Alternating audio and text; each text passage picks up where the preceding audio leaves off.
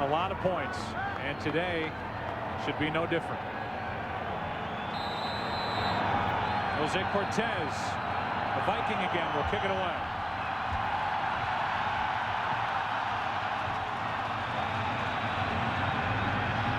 Kickoff is taken from inside the 15 by Davenport. Penalty flag on the play, and Davenport is out across the 30.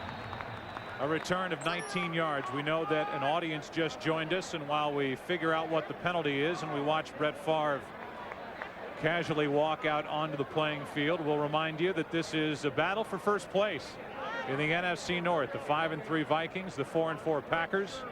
Green Bay has won 3 straight, and they're talking to Brett Favre and the Green Bay Packers. See if this penalty is against the Minnesota Vikings. There are 2 fouls on the play. Offside on the kicking team. During the return, holding number 51 of the return team. Green Bay has elected the option to offset those penalties and re-kick. So we get to watch the opening kickoff again. The audience has just joined us. It's like you're here from the very beginning. Although there's 14:55 on the clock. We did that for them. Yeah. You know, didn't want them to miss anything. Mike Tice and these Minnesota Vikings guys are having to hear a lot about last year after that 6-0 start and then a stumble down the stretch. 3-7 their final 10 games. And I guess you can say more of the same from the Green Bay Packers. A 3-4 start last year. They go 7-2 in their final 9, and they win the NFC North. And right now, as it stands, Minnesota on top in the North, Green Bay and Detroit. And if Green Bay wins, no matter what Detroit does, and they took on Jacksonville today, and we'll look at the scores and see how Detroit ended up. Green Bay with a victory today would be on top of the division at the end of the afternoon. They are tied, I'm told, 17-17. There it is, 2:50 left. So here we go again.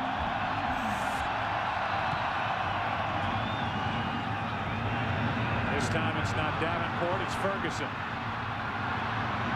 And Robert Ferguson gets it out to the 27, a return of 17 yards. And we look at the offense for the Green Bay Packers. They come in 4th best in the NFL, averaging just under 400 yards per game. And guys, this is the reason why this offensive line, even without Mike Flanagan, their great center who is lost for the rest of the year, that's the strength of this team. They set the tone, Joe, for this offensive football team. And even without Mike Flanagan, Gray Rugemer, who has taken his place, has stepped up, and he's gotten better each week. Green Bay opens up with 4 wide receivers on the field, and the first pass is complete to Donald Driver, a gain of 6. A look at the defense, which has not played well. 28th in the NFL, a star, a young star. The defensive tackle spot is Kevin Williams. He already has 6 sacks. And Chris, the question marks and the troubles for the defense, the linebacker position. Especially with the pass defense, and you see Brett Favre on the very first play coming out spread out. Now they hand it to Amon Green. And Green is brought down just shy of first down yardage. He got 4. You know, I think when you look at this Minnesota defense and what they've been able to do, their pass defense, looking at it, appears to be the real weak spot of this defensive football team. But the reason that you would think that is because they have been playing with the lead most of the time. Teams trying to get back into the game have had to throw the football. Their run defense, as far as yards given up per carry, last in the National Football League. On 3rd down and 1 behind that offensive line, they hand to Green, and he has a first down for the Packers. And for Mike Tice, this was a week in which he really jumped all over his defense. I thought in some ways sort of challenged them, embarrassed them, walked into a meeting room this week and essentially told his defense, look guys, all I have done since I've been the head coach here is draft defense. Look at all the #1 draft picks on this side, even compared to how many we have on the offensive side. And yet our defense over the years has not gotten better. It's a matter of effort. It's a matter of how hard you play. We've got to see it today. On first down, a toss to Green. Nice gain on first down as he gets it across the 45, a gain of 5. I know you go back to last year and some of the problems that Minnesota had defensively. were that teams were able to run the ball along the perimeter because they did not have overall team speed. We still feel, Green Bay that is, feels that they can still get out on the edge, as we saw right there. Even though they've got speed, they think they can get bodies on bodies and run the football successfully. 2nd and 5. This is Davenport for the first time today, and Najee Davenport is brought down right at the marker. It depends on the spot. E.J. Henderson on the tackle, and we'll see where they place it.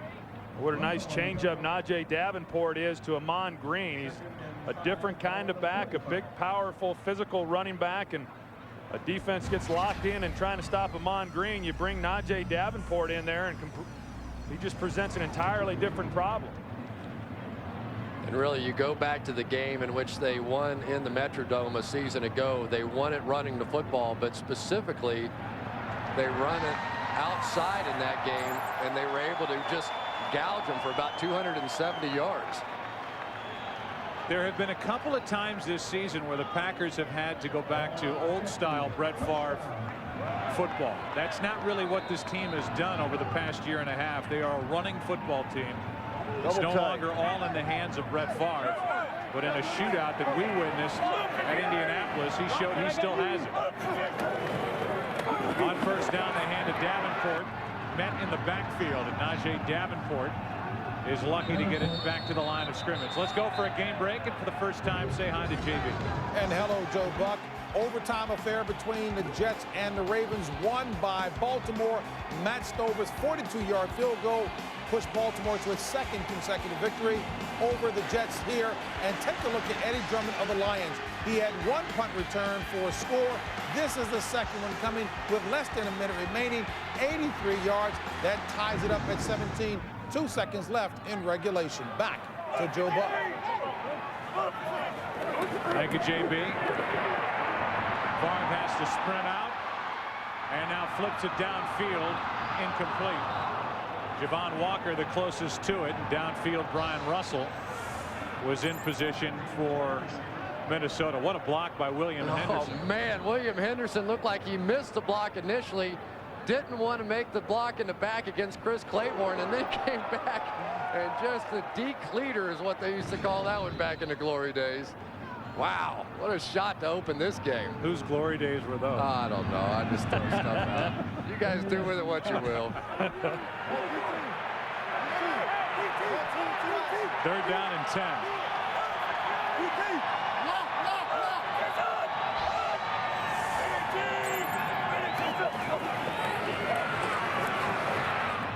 Another deep ball. Again, it's Javon Walker. What an adjustment. Oh, what a play by Walker for the touchdown.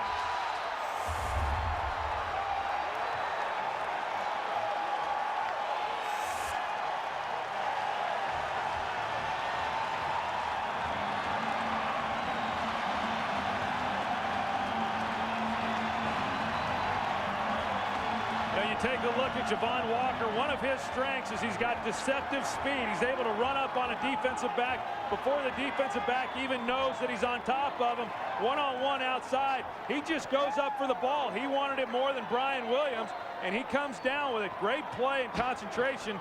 Javon Walker. Troy, I've got to tell you, I thought that was an interception by Brian Williams all the way. It looks like he had it completely lined up. And who has played better in the National Football League this year than Javon Walker? What a breakout season this young man is having. That's why I practically pulled a groin calling that touchdown, because as we're watching the thing unfold from up here, you're thinking that ball's picked off and Minnesota's going to take over. And then Walker, who, guys, he has really matured over the 3 years he's been in the NFL. After we got a chance to talk with him yesterday, he made the play, and for a quarterback, Troy Aikman, you got to love it when a guy on the other end does something like that for you. Absolutely, and that's why Brett Favre keeps throwing it in his direction. He's having his best year so far this season, already a career high for receptions, and You know, you talk about how much he's matured, Joe. How about when we talked to him his rookie season? He was still bright-eyed at that time, very cocky, a little overconfident.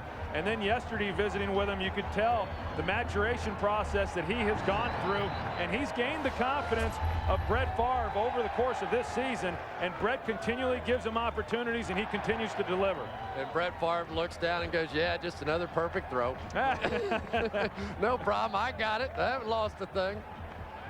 Now it goes over to Randy Moss and Dante Culpepper. This is really the kind of game we expect, though, today, with the two defenses on the field and the two offenses. Should be a lot of scoring out here. The only problem for Minnesota is Moss is wearing street clothes underneath that top coat over on the sideline. This is Campbell.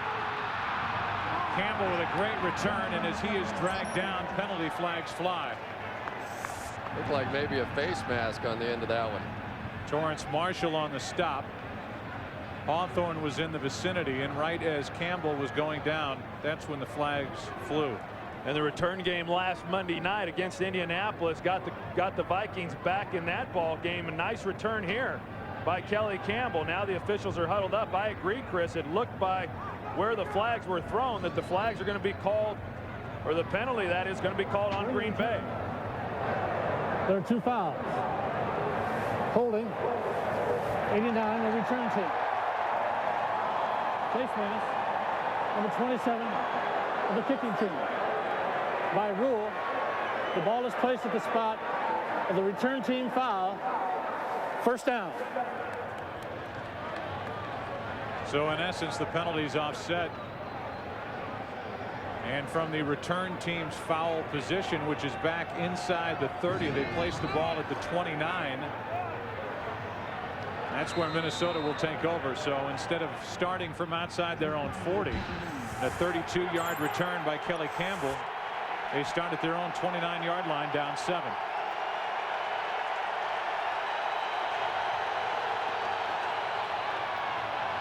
They hand it to Bennett. Michael Bennett, former star at University of Wisconsin, picks up 11. Bauju on the tackle.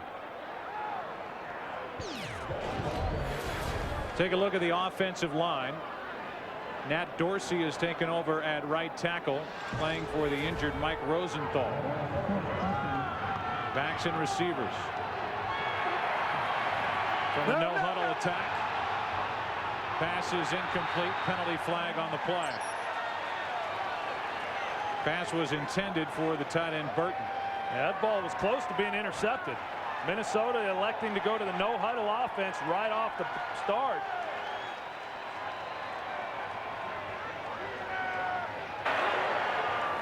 Holding. Offense number 74. 10-yard penalty. Repeat first down. Chris, they get Bryant McKinney, who has probably been dreaming about Dwight Freeney all week. You know, and Dwight Freeney's a great player, but that was a nightmarish game he had last week against Freeney. A couple of sacks he gave up and would have given up one to KGB there except for the hold. First down and 20. Ontario Smith gets 2.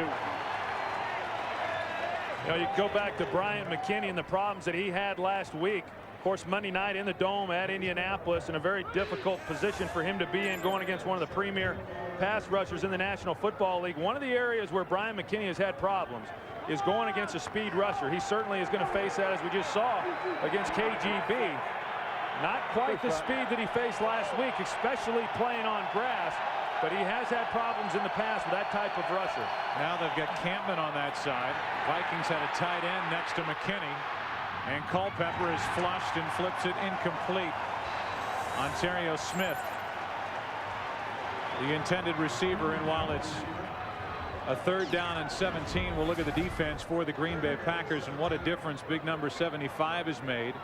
Grady Jackson. The Packers are 9-2 in the regular season since they picked him up. This year they went 1-4 without him after he was injured in the opener against Carolina. And there's the young secondary. The rookie Ahmad Carroll, their 1st-round pick out of Arkansas, and Jew is starting for Darren Sharper.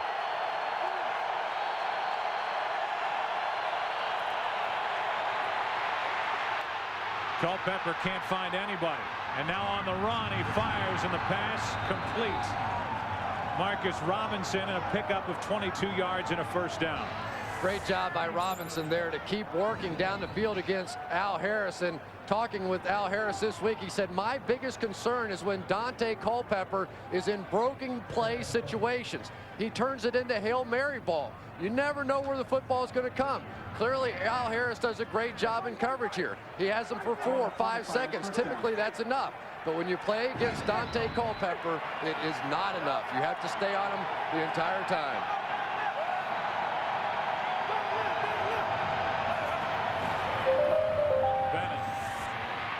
Nothing. Mark Roman, the strong safety, up to make the stop, and Cullen Jenkins, who to this point has been known as the younger brother of Chris Jenkins, starting to make a name for himself in on the tackle as well. Yeah, he really is, Joe. He's played very well. He's got a sack in each of the last 2 ball games, and let's not forget, he played NFL Europe football this offseason, and so he's played a lot of football prior to coming into this season. You wonder how his body feels. He's got to be feeling it a little bit, the amount of plays he's been playing. Play action on 2nd down and 10. Pass is flipped and caught by Burleson, a gain of 6. I think you're already starting to see the difference in the game plan now for the Minnesota Vikings, and it's going to revolve around Dante Culpepper. You saw against the Colts that when they really started to open things up with Culpepper, when he started running the football, when he started with the bootlegs and the play action, it just put so much pressure on a defense. He's a huge guy, and little defensive backs want no part of him coming out on the edge. 3rd down and 4.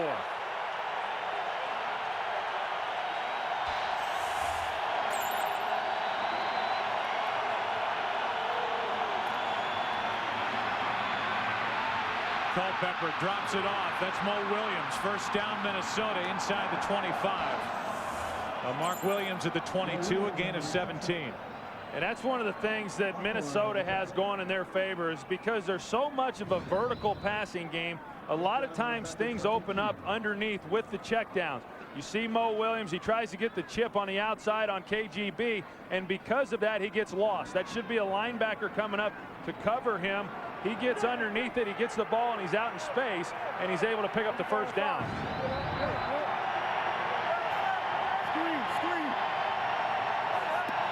See the Vikings trying to accomplish something they haven't done all year. Culpepper, he'll run. Campman there for Green Bay to force him out. But Culpepper, they're going to mark him shy of 1st down yardage. He got 9. You know what was really interesting? On that play, you could hear somebody from the Packers defense yelling, screen, screen. So Dante drops back to pass. Maybe he heard it too. He looks over, the screen's not there, and what does he do? He takes off running and picks up a big gain.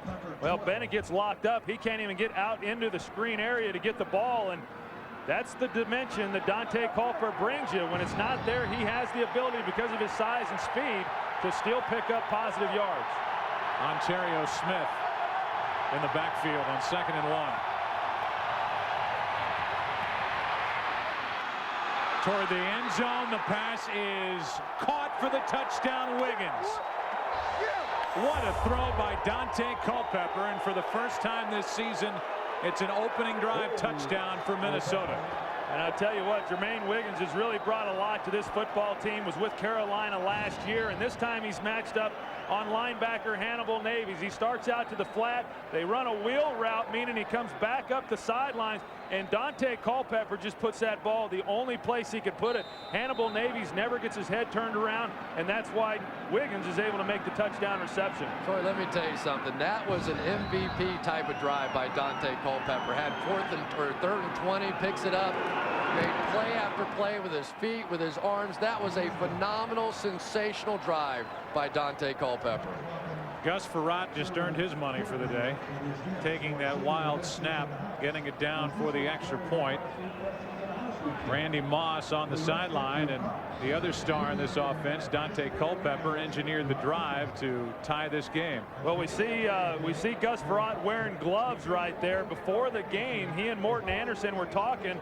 In fact, Gus Frerotte told Morton Anderson he was going to wear gloves. Morton Anderson said, I don't care what you do, just get the ball on the ground. He was able to there. And another look at the throw by Dante Culpepper. And Boy, it was, Chris. You're right. A great drive by Dante Culpepper along with the rest of that offense. And they've got the weapons offensively to do some good things on that side of the ball. They don't have to be completely dependent on Randy Moss. And I know a couple of weeks ago they thought they were going to get some playing time by Randy Moss against the Giants. When he went and sat down there in the second half, there was a big letdown for that team.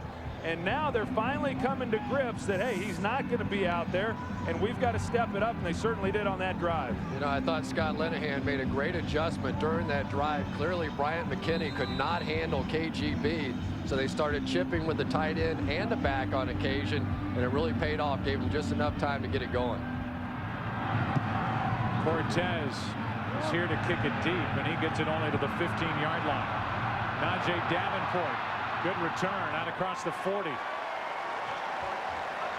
And for the first time today, we say hello to Pam Oliver. Hey, Joe, the Vikings may not have Randy Moss on the field, but he's contributing in other ways. The coaches say that Moss attended every meeting of his fellow receivers, offering suggestions and advice. He's also trying to stay in shape with his upper body, particularly lifting weights and also taking part in some boxing drills. I spoke to him before the game. He says he is feeling fine. The Vikings certainly hope so. They hope to have him back in a couple of weeks versus Jacksonville. Back to you. Thanks, Pam. Yeah, probably not next week, but they hope the week after for Moss. A toss to Amon Green. And with that string of blocking out in front of him, Amon Green turns it back upfield and gets 4.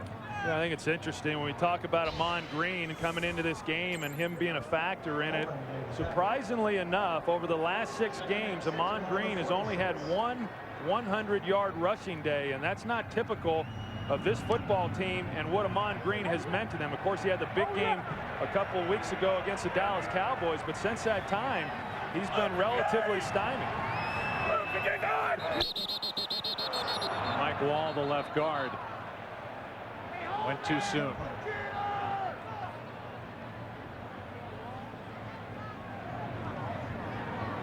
Ball start. 68 offense. 5-yard penalty. Remains second down. You know, guys, you come into this game and you believe it's a matchup of teams that offensively have to cover for deficiencies with their defense, and that's been the case for Green Bay. It's certainly the case for the Minnesota Vikings. And here with over 5.5 minutes to go in the first quarter, already 14 total points on the board.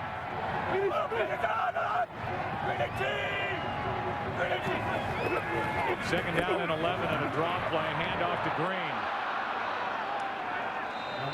Kenny Mixon on the stop, a gain of only 2. You know, as a quarterback, Joe, I know sometimes when I was playing, we'd get ready to play the San Francisco 49ers, one of the most prolific offenses at that time, and you run the trap of thinking you've got to score every time you get the ball, and I think sometimes you got to guard against that. And I know in talking with Brett Favre, he said, you know, there's a tendency for us to think, hey, let's run the ball and take time off the clock and keep their offense on the sidelines.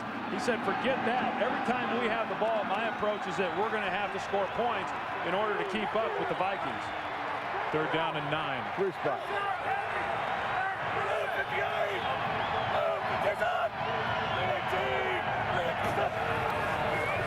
Blitz coming from Minnesota. Green Bay picks it up. Ferguson on the catch, but he's brought down at the 45, 7 yards shy of a first down.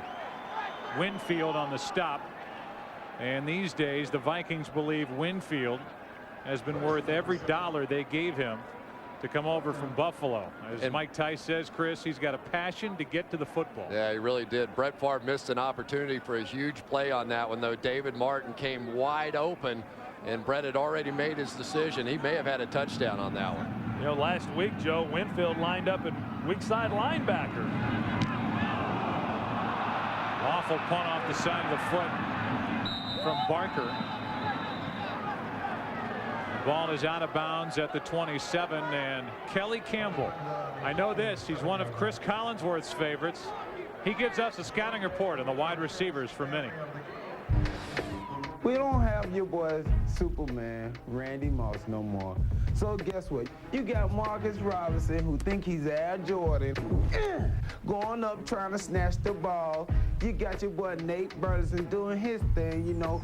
You think he got the Harlem Shake, and you got your boy Kelly Kyle. It is what it is. Yeah. Every day I do, and there it is. Thanks, Kelly Campbell. It is what it is. How do you get better than that? On first down, they do a reverse. On cue to Kelly Campbell. Let's see what he does. Makes a little move, and that was really not much. I'll tell you how you get better. You score a couple touchdowns. Well, that'd be right, too. He has 1 on the year and 14 catches. Oh, that's funny stuff, though. I've never seen you as enamored with a player as you are with Kelly I Campbell. just think that, and really Dante Culpepper said it better than I can. He is, every team needs somebody like that. It keeps you loose, and no matter how bad things get, make you laugh a little bit, have a little fun. It is just a game after all. And one thing he said about Campbell was, though, he's very smart. He knows how to play the game, and he's got a lot of speed. On second down and 8, the pass is incomplete, and we welcome a new audience. We've seen 2 touchdowns. And we look back on the first 10 minutes or so of this first quarter. The touchdown throw from Brett Favre to Javon Walker, a tremendous adjustment at the end of the play. Put Green Bay on the board first, and then Dante Culpepper answered. The touchdown throw to Jermaine Wiggins. Beautiful throw, and it's 7-7. A battle for first place in the NFC North. 3rd and 8 for the Vikings.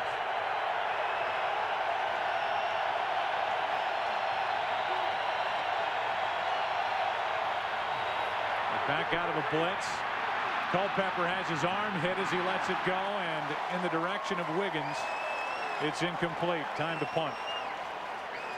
Nice job there by Green Bay defensively. One area where they have been very good this year is on 3rd downs. And in fact, they are 3rd in the NFL, only giving up 29% on 3rd down. That time they showed a blitz look, but on 3rd and 8 they pulled out of it. They played coverage, and Dante Culpepper, although plenty of time to throw, nowhere to find a receiver. And they had Bian Miller that time on the offense's right side, trying to get away from all the chipping and extra help on the other side. Bennett with a punt, and the catch by Chapman. Antonio Chapman keeps it, and these teams have come out to hit today. 38-yard punt, 2-yard return, and Chapman is taking a little extra time to get up. We go back to last year. The Vikings started 6-0 and then fizzled, losing 7 of their last 10. And while that was going on, the Green Bay Packers, who had started 3-4, went 7-2 down the stretch, with Brett Favre and that fractured right thumb carrying this Green Bay Packers team to the top of the NFC North. It's a little bit unfair right now to try to compare this year's Vikings team to what happened last season. Of course, the Giants game this year is one that comes back and haunts them. They lost on the road to a very difficult team last Monday night, and now they're playing another difficult team on the road here today. Handoff is to Ahman Green. Chris, all we heard from Scott Linehan and from Mike Tice about the game on Monday night was how positive they were after the loss to the Indianapolis Colts. Yeah, I think they were really nervous that, in fact, they weren't very good without Randy Moss in the lineup, and they couldn't run the football, and they couldn't have the big plays. And then all of a sudden, from about the middle of the second quarter on, they started to look like themselves again, and you could tell this was a team that started to regain their confidence offensively, even though their star was on the sideline. 2nd down and 8. Favre down the far sideline. Pass is caught by David Martin. And they're going to say that the defensive back forced Martin out of bounds, so the catch is good. And a force out is not reviewable. Well, you got Brian Russell lined up on a tight end, David Martin, and David Martin shows you the kind of speed he's got right there. I don't think Brian Russell anticipated David Martin being able to just run right by him. And again, a great throw by Brett Favre puts the ball on the sideline, and this looks like it's going to be a challenge. You can't do it. Well, if they've ruled force out, there is nothing to challenge. And that's exactly what the official did. He motioned force out. The only thing they can review on a play like that is if Martin maintained control on the catch when he hit the ground. But they cannot review whether Russell here forced Martin out of bounds. They cannot review the force out, Joe. Now it's a matter, did he maintain possession going all the way to the ground? As it shows there, he did. Minnesota was challenged a ruling on the field. The player received the ball and was forced out of bounds. The challenge is that the receiver did not maintain control of the ball throughout the process of completing the catch. You know, Joe, we saw this in the game a couple of weeks ago against the Giants, where Mike Tice was very quick to throw out the challenge flag, where I think if he'd have watched a couple of replays, or at least the guys upstairs would have watched it, it would have been fairly evident that, yes, they had the force out, so you can't challenge that. Now, did this ball move at all? I think the answer is pretty clearly no, so he's going to cost himself one of his challenges here. This is a wasted challenge. Absolutely. Whereas if they had seen it and watched it upstairs, they would have told him don't do it. But here's David Martin, who has only 4 catches all year going down the sideline, and whether he was forced out or not, he really showed a lot of athletic ability for a big body to go downfield and make that catch.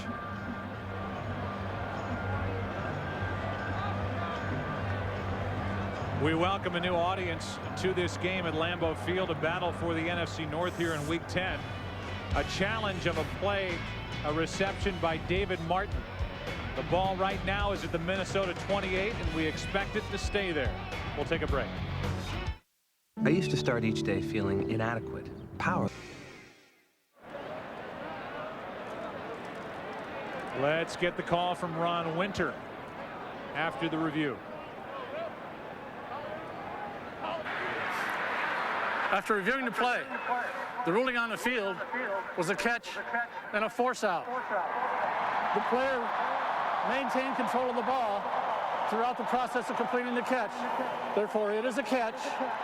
It's a first down. Minnesota is charged with a timeout. So a wasted challenge. You lose a timeout, and David Martin comes away with a 35-yard reception, a career long. Yeah, and you know, Green Bay was trying to hurry up and get up to the line and hike the ball, and you know, you go back to that Monday night game against Philadelphia when Minnesota failed to make a challenge, and you wonder how much of that plays into Mike Tice's decisions and being quick to throw the flag. On first down, Favre pulled it back in and throws it through the hands of Amon Green, who gets popped by Chris Claiborne. Let's go to JB for another game break. Hey, Joe Buck, take a look at what David Garrard did in backup here today. Nice job hooking up with Jimmy Smith in overtime, 36-yard strike. Jacksonville goes on to win it. Garrard 19 of 36, 198 yards, 2 touchdowns and no picks. And Chicago wins it in overtime on a safety. Only the second time in NFL history an overtime game ends on a safety. 1917 Chicago. Back to Joe Buck. All right, JB, thanks. So Detroit now 4-5 after that promising start as Chapman gets it on an end around, and a penalty flag comes in at the end of the play. Meanwhile, Chicago, they're 4-5. Minnesota playing here at 5-3, leading the division, and Green Bay trying to get to 5-4 with a win. So the NFC North is tightening up. Yes. Face mask. 5 yards only. Number 52 of the defense. A 5-yard penalty that results in a first down. So tacking on 5 at the end of the reversed Chapman gets Green Bay a fresh set of downs. And Antonio Chapman, he's one of those guys that's gotten the confidence of this coaching staff for Green Bay. He's getting more and more playing time, and thought it was interesting what Green Bay did right there. They went to an empty set, nobody in the backfield. Generally, you would automatically think that that's a pass. Instead, Green Bay comes with the reverse to Antonio Chapman. Got a full house backfield back there behind Favre as they hand it to Amon Green. Green picks up 8.5. Brian Russell on the tackle. There's a whole lot of beef in that backfield that time. 2 fullbacks, William Henderson and Nick Lucci in the backfield. And really, what do you do defensively? It looks like it's going to be a run to the right side, and then they come back to the counter back to the other side, and awfully tough. And Chris Hovan, who is getting, I think, a huge opportunity in this game. Steve Martin, who has been sort of rotating with him a bigger guy, a more physical guy, was deactivated today. And Chris Hovan, I think, has to begin to prove that he can be an every down player for this Minnesota Vikings defense. Second down and a short 2. They hand to Lucci. And the big fullback gets a first down. And that should be the end of the first quarter. You know, Nick Lucci, he's 275 pounds. It's like handing the ball to Marco Rivera back there. Not many people can get in front of him and slow him down. Easy pickup for Green Bay. Green Bay on the move. The end of the first quarter here at Lambeau Field. This crowd loving it. Green Bay scored first. Minnesota came back to tie. Green Bay knocking on the door. The NFL on Fox will continue after first and goal for Green Bay. A 7-7 game as we start the second quarter. 3 overtime games today. One ended in a safety. The Bears winning. One ended in a field goal. Baltimore, and a touchdown for Jacksonville.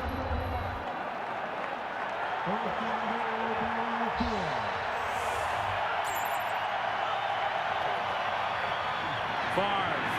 Green was looking at 6 points and forgot to make the catch.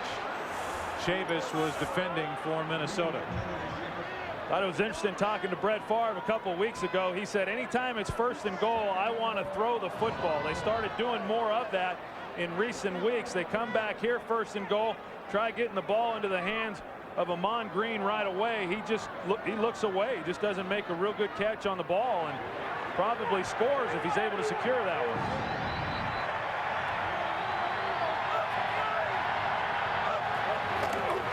On second down, Green on the ground. Third goal coming up. Gain of only 2. And that time Spencer Johnson coming through, the young man who's getting an opportunity to play in place of Steve Martin. Mike Tice really wanted to begin to look at some of his young players, and he thinks Spencer Johnson's the guy that, when given the opportunity last week, made enough plays to warrant sitting Steve Martin. Darian Scott, the other young man, going to get an opportunity, and well, Brett Favre probably has to put it in the air because they did throw it on first down. They're not going to get this play away. Now it looks like they're going to have to call timeout. 3, 2. And so Green Bay has to burn a timeout. Each side has 2 remaining. Third and goal when we come back in a 7-7 game at Lambeau. Third down and goal.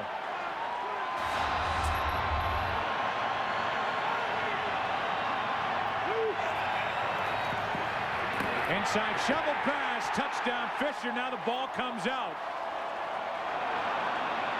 We wait for the official ruling. Tony Fisher had it, lost it. First of all, it's a pass. So you wonder if he had control of it as he got into the end zone, and then the ball came out. It looked like he caught it, ran into the end zone. Then it was a question of where did the hit and where did the fumble take place. Udeza comes out of the pile with it.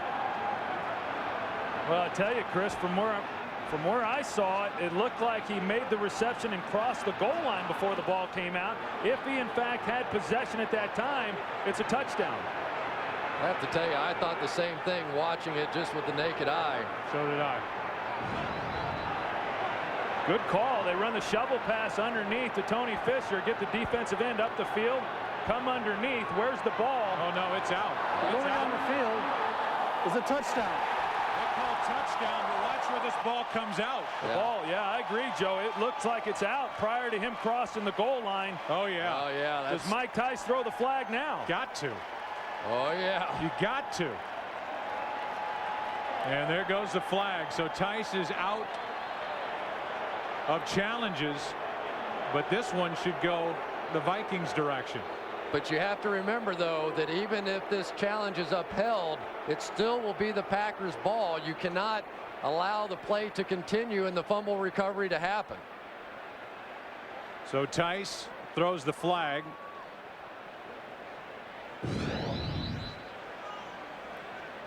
And now Tice is out of challenges. Well, and Tice may be right now, from Ron Winter, getting the explanation that Chris just gave. Well, Chris is right, and so he may decide, hey, it's not worth it. I don't know, anytime you're talking about scoring plays, if it's not worth it, you know, Green Bay would still get the ball. Right, they would still have the ball, but it would be on the whatever half-yard line and 4th down at that point. Right, but you still have to do it. Oh, you absolutely have to take the points off the board. Minnesota is not challenging the ruling on the field. The ruling is that number 40 had possession of the ball in the end zone after the ball was on the ground in the end zone. Therefore, the ruling is a touchdown. I think they're saying he recovered it. Right. So even though Udeza came out of the pile with the football, now we get the last piece of the puzzle, which is they say that Fisher got back on top of it after the fumble, which is right. And at that point there, it's a touchdown. And then it's a scrum at the bottom of the pile. So Udeza came out of there with it. But the ruling on the field was not that Fisher crossed the goal line with a ball, but that he recovered his own fumble in the end zone. They got it right, and Green Bay's up 7. It's a 14-7 Packer lead. Under a minute gone in this second quarter. And again, it was Fisher who crossed into the end zone without the ball, but got on top of his own fumble. Even though Udeza came out of the pile with a football, that was the call, and that's why Green Bay gets the points. Kelly Campbell on the return, a 20-yard return. And Minnesota will try to answer. A lot of offense. We expected that coming in. Walker has a touchdown. Fisher now has one, and the Pack leads it by 7. We welcome you back to Lambeau Field, and you are watching Fox Sports, broadcasting in 720p, the world's finest high-definition standard, and Dolby 5.1. What's Dobley? First down and 10 for Minnesota. Culpepper fires, and it's incomplete. With Robinson the intended receiver, and Al Harris was all over him in a good way. Well, it was good coverage, Joe, but Marcus Robinson on the slant, as you're going to see, his angle has got to be flatter. It's got to come down in this angle, and if he does that, he then gives Dante Culpepper a place to throw the football. As soon as you start leaking up the field as a receiver, a good defensive back will cut down the angle, and there's just nowhere to put the ball if you're the quarterback. It also helps a defensive back to hold on the play, which Al Harris did there as well. Second down and 10.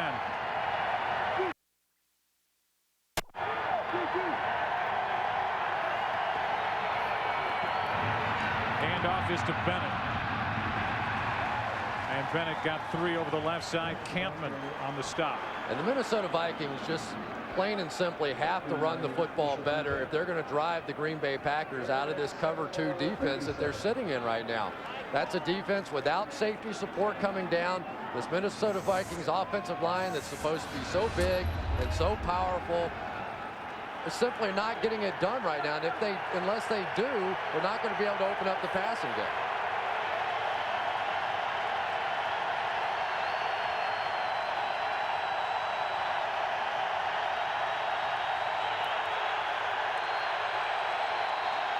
Play clock is down to 1. They didn't get it away.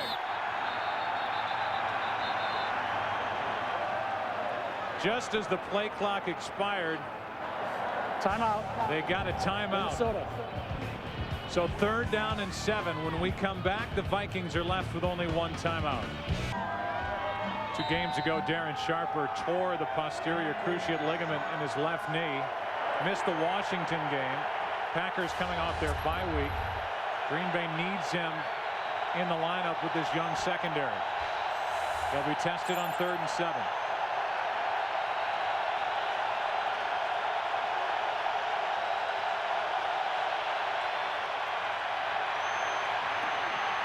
Culpepper flips Mo Williams for a first down. And Williams wrestles the tacklers out to the 49-yard line, a gain of 12. Saw a little cat and mouse game going between the Packers and the Vikings, and ultimately when the ball was snapped, it looked like Green Bay was trying to go to a 2-man type coverage. They had Nick Barnett as the spy on Dante Culpepper. He starts to take off running, thinking as though there's nobody accounting for him, but then he finds Mo Williams again on the check down, and that's just good decision making by Dante Culpepper.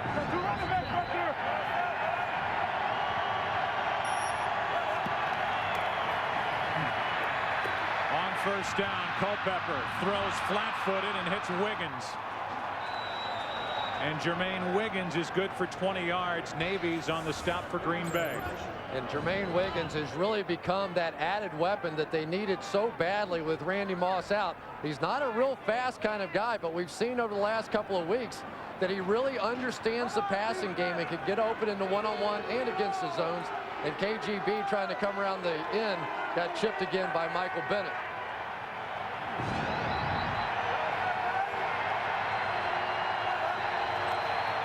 On first down, they hand to Smith. And Ontario Smith, a nice gain of 9. Niall Diggs made the tackle for the Packers. Talked a little bit earlier about the changeup that the Packers have when they go with Amon Green and then bring in Najee Davenport. Ontario Smith, probably the best runner on this football team. Very explosive, physical running back. He's got a little bit of a shoulder problem, and that's why he did not start the game here today. But when you combine him along with the world-class speed of a Michael Bennett, pretty good 1-2 punch. Weldy Moore, who's been terrific as a rookie, is deactivated today with a sprained left ankle. Another weapon. Penalty flag, 2 of them. There's a hold on Minnesota on this play. There's also a flag in the secondary as Culpepper is forced out of bounds, and they're saying that they haven't made a ruling yet as to whether Culpepper got rid of it, but there are 2 fouls on this play. One of them is a hold. Another one came out of the secondary. We'll see if they're going to rule Culpepper was down before he flipped it. He was definitely outside the pocket as he got rid of it before he went down out of bounds. Looked like Ahmad Carroll was working over Kelly Campbell over here on this sideline. We saw one of the flags thrown in that direction, and my guess is you're probably going to get a hold out of that as well. So there should be 2 holds on this play. There are 3 fouls on the play. Holding, 74 offense. Intentional grounding, number 11 offense. Holding, defense, number 28. By rule, those penalties offset. Will replay, second down. So in the end, it's Minnesota who gets the break as you get to replay the down, and you see Carroll, who is pleading his case as he was guilty of the hold on Campbell. Well, and then they get Dante Culpepper for intentional grounding, but if you're outside the pocket, you can do that. You can throw it anywhere you want as long as it gets past the line of scrimmage. Now the question is, did it get past the line of the scrimmage? Ahmad Carroll's arguing that he was doing all of that within the 5-yard range of where you can chuck a guy. So back to second down and 1.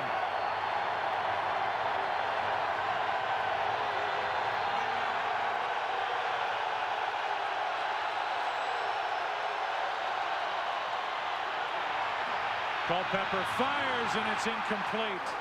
Burleson, the intended receiver, and he had a walk into the end zone if he could come down with that catch.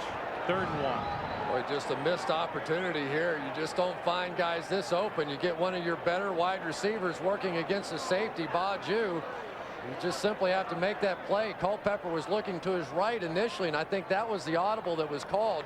He wanted to try and hit one-on-one Kelly Campbell on the outside, but he got tied up, did a nice job coming back, but just missed the pass. I tell you, Green Bay better be careful if they're going to put Baju on Marcus Robinson.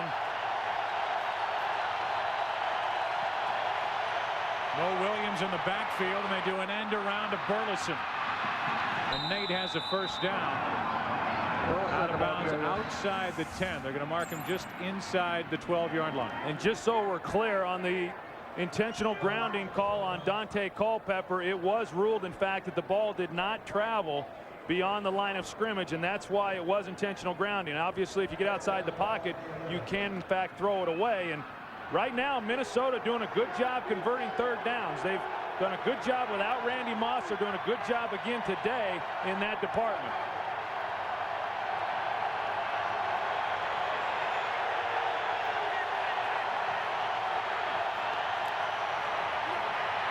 Culpepper for the end zone. Incomplete. Robinson, the big receiver who is listed at 6'3", 215, was out of his reach, and Al Harris was defending for the Pack. And one of the things we're seeing from the Minnesota Vikings is they're getting back to their one-word audible system. That time, man coverage on the outside. If it were Randy Moss, obviously they've got this one word, they can go to it. They got back to that system. Unfortunately today, the Minnesota Vikings wide receivers, Marcus Robinson, Nate Burleson, are not winning the one-on-one battles on the outside against the corners. They're doing okay inside against the safeties. Well, down here in the red zone is where they really miss not having Randy Moss on the field. On second down, Ontario Smith hit the hole hard. And Smith is brought down shy of first down yardage. He got 8. Baoju on the tackle. And I think when you got a runner like Ontario Smith and you're able to just come back and hand him the ball on 2nd and 10, especially down here in the red zone when things do start to tighten up a little bit, takes a big burden off a quarterback. And now they've got it in again to a manageable 3rd and 2 situation. Wouldn't all be surprised here to see him just run and pick this one up. Yeah, I think this is 4-down territory. I think you hammered in there twice. And here's where Culpepper can be such a weapon with his legs. Minnesota's out of timeouts. Play clock was down to 3. Final timeout taken by the Vikings. Trying to tie. It's a 3rd down for Minnesota. We look at the early game headliners in Week 10. Peyton Manning, 5 more touchdowns. He has 31. He's on pace for 55 on the year. The all-time NFL record is 48 by Marino back in 1984. Bettis, another 100-yard day. Another victory for the Steelers. How good are they? And Joe Horn with a 167-yard day for the Saints. Tell you, for anybody who thought Jerome Bettis was running out of gas coming into this season, he certainly showed us what he had last week against Philadelphia, and he comes back and duplicates the performance again this week. Another 100-yard rushing day. 3rd down and 2. Maybe a battle right up the middle between Matt Burke, the center, and Grady Jackson, the big run stuffer.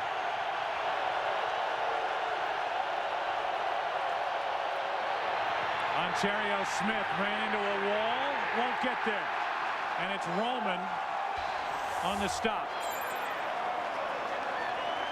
And there certainly, Chris, was good push by that defensive front for the Green Bay Packers. Yeah, they're going to guess right here and come jump this way and clog up the hole.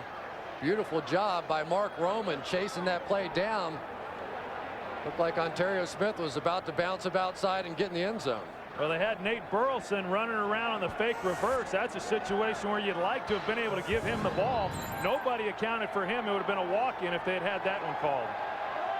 Here's a 21-yard chip shot try by Morton Anderson. And a guy who is playing in his NFL record 347th game brings the Vikings to within 4. Jose Cortez, who was summoned while driving his FedEx truck on his route on Tuesday in Portland, Oregon, after the injury to Aaron Elling, who broke his ankle, will kick it away from Minnesota. He was with the Vikings for a short while. Now he's back and he's here to try to kick it deep. He hasn't done that yet. But did he get here by 10:30 the next morning? Oh, see, very good. He's not kicking it deep. Charge up the truck. Chapman on the return. Crosses the 30 and he is forced out of bounds. They'll mark him at the 31. A return of 12 yards. Green Bay back on offense, up by 4.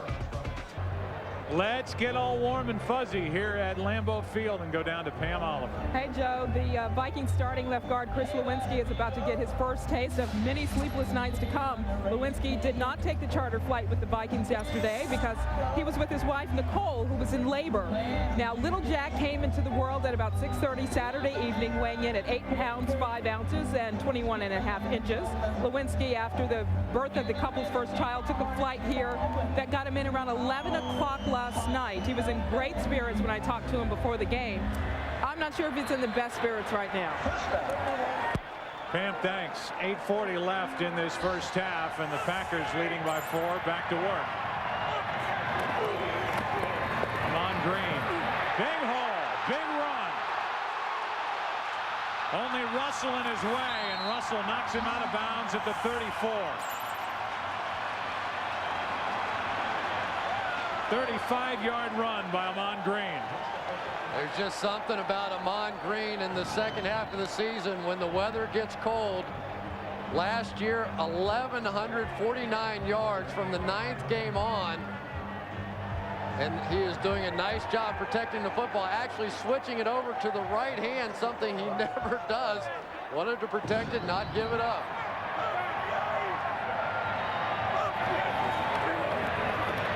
They toss. Green will try the left side. And Ahman Green is starting to roll. Spencer Johnson on the stop after a gain of 18.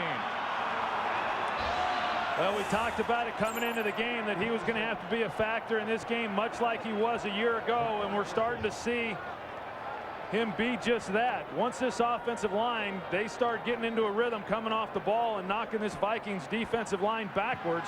Ahman Green does not require much of a hole in order for him to get inside of it and create yards.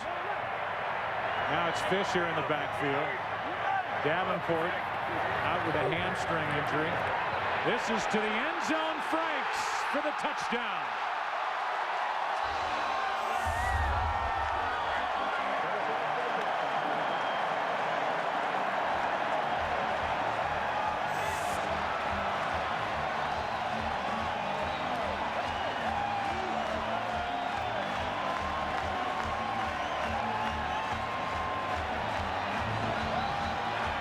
Bubba Franks, who's been a red zone weapon for this team for many years now. Corey Chavis just gets turned around. They have Brian Russell, who's supposed to be over the top. Chavis gets turned around as well. Nobody runs with Bubba Franks. 21-10. Bubba Franks gets his 4th of the year. Brett Favre gets his 3rd touchdown throw of the day.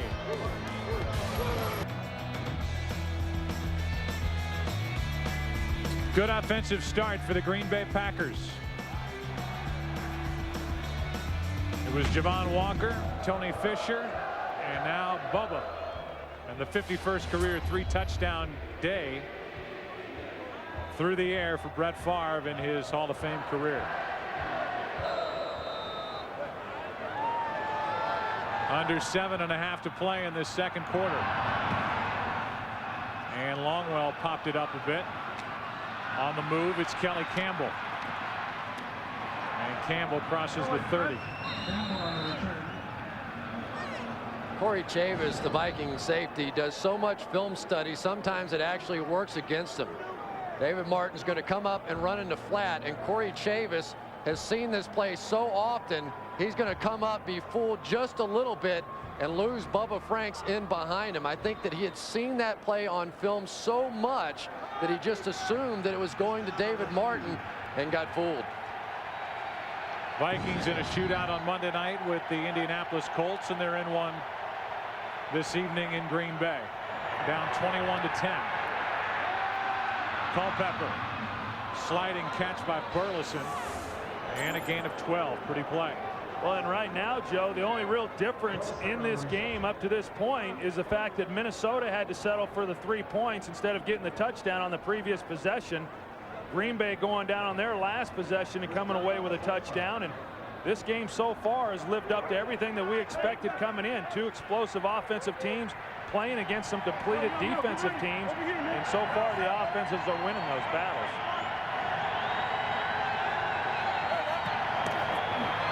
First down, a handoff to Bennett, and he's brought down right at midfield, a gain of 5. And Dave Dixon, their right guard, having arguably his best season as a pro, and the guy just seems to be getting better and better. He's a big physical guy, but his strength is his ability to run. He's right here running across on the pole, and he's the one who kicks out and gives just enough of a hole up inside for Michael Bennett. He gets it and gets a good gain. We saw Robert Ferguson leaving a moment ago. They are going in to check his shoulder. It's been a tough year for Robert Ferguson. Blitz coming from Green Bay. Minnesota picks it up. And that pass complete to Campbell for a first down. You know, it's interesting that they were playing off when they went to the blitz. I just don't know if it's a case possibly of Bob Slowick, who had so much trouble early in the season when he blitzed, getting burned for the big plays. But Ahmad Carroll had been doing a great job in bump and run, man-to-man coverage on the outside against Kelly Campbell. That time they blitzed, but it was a zone blitz, and they backed off and were able to hit it.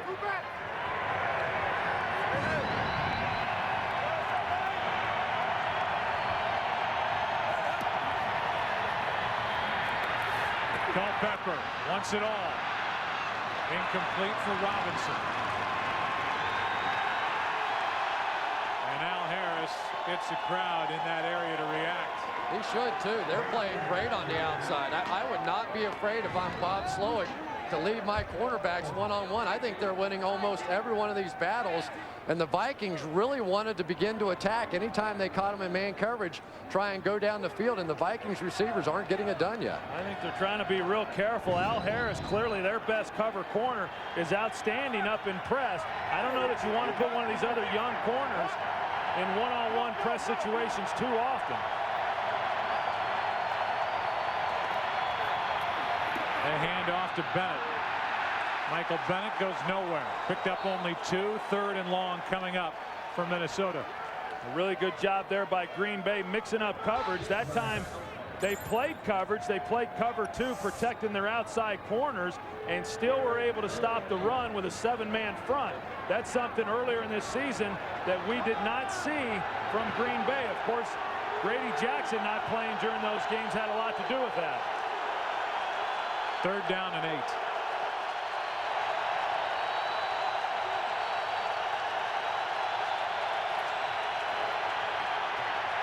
Culpepper with time, fires, incomplete. Burleson was open. Culpepper led him too far.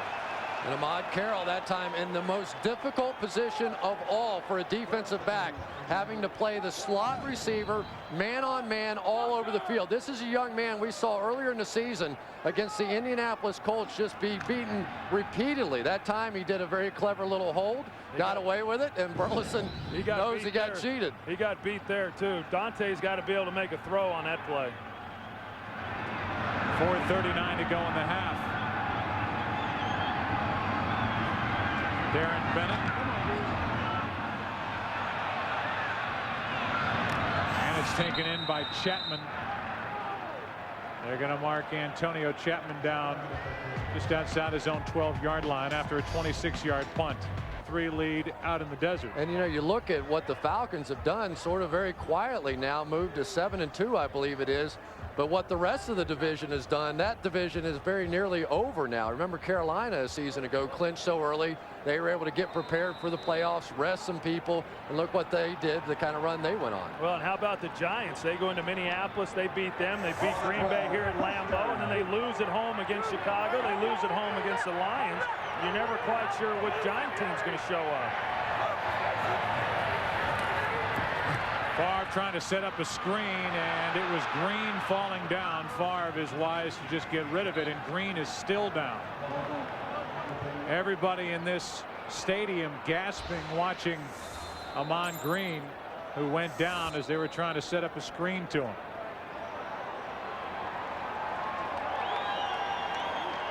They're already at the moment without Najee Davenport, who strained his left hamstring. It's not the hamstring that's given him trouble this season, and let's see what happened to Ahman Green. Well, you see him get kicked down around the ankle. I think that's what it was.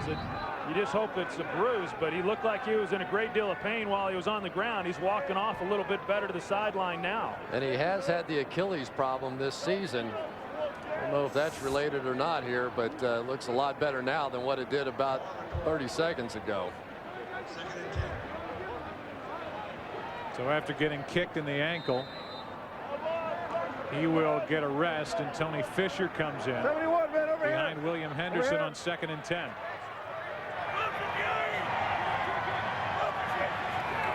And they toss it to Fisher. What a run. Tony Fisher with a first down behind the blocking of William Henderson. You know, we were talking to Brett Favre yesterday, and he said every time we get into the U71 package right here, Kevin Barry is the tight end, and we're in I formation, we run the toss. 100% of the time we run the toss, and defenses have still not been able to stop it. He said, in fact, we get into games and the defenses start yelling, here comes the toss, here comes the toss. We see it again. They go into the U71 package, I formation, run the toss to Tony Fisher. He picks up 12 yards. On first down, they hand it off to Fisher. I just like the way Brett Favre said it. He said, I go to the line. These guys are yelling out exactly what we're going to do. And I think there's no way we're going to make any yards on this play at all. And then we're good for 5 or 6. And really, Troy, that says a lot about this offensive line. And in that particular case, William Henderson, the fullback, and the job they do blocking. That's a great point, Joe, because you're absolutely right. When you've got an offensive line lining up against a defense, and that defensive front and the linebackers know what's coming, and you still can't stop it, then you really got something. The big beef is in there for Green Bay with Lucci and Henderson. On second down, it's Henderson. Oh, what an athletic move by the aging fullback. He leaps over Winfield, gets 6, and picks up a first down. Poor Antoine Winfield at 180 pounds has 250-pound William Henderson coming at him. What do you think he's going to do? Henderson knew it as well. It looked like Skeets Nehemiah on that one. Just a quick hurdle and first down. And I think if you're Minnesota defensively, this drive started on the 12-yard line. If you're going to be a championship football team in the National Football League, you've got to be able to step up and make plays when you have to help your team win. They needed to stop back there. They can't afford to let the Packers go down and get more points. Toss to Fisher. This time, Henderson can't get a block for him, and a gain of 1. By the way, Brett Favre in this first half has completed passes to 7 different receivers after getting that last one to Henderson, his 20th catch of the season. We are approaching the 2-minute warning. We're jumping the report. JB, Terry, Howie, and Jimmy will have scores and highlights from around the league, and the Fox Sports ticker has up to the second stats and scores. You see Brett Favre on this screen here at the refurbished Lambeau Field. Holds 72,569. And I don't know that, all things considered, there's a better pro sports facility in the country. I agree, Joe. We talked about it last time we were here, and just a great place to come and enjoy a football game, and what a wonderful job that they did when they refurbished this stadium, maintaining a lot of the integrity from previous generations. Second down and 9 here for the Packers.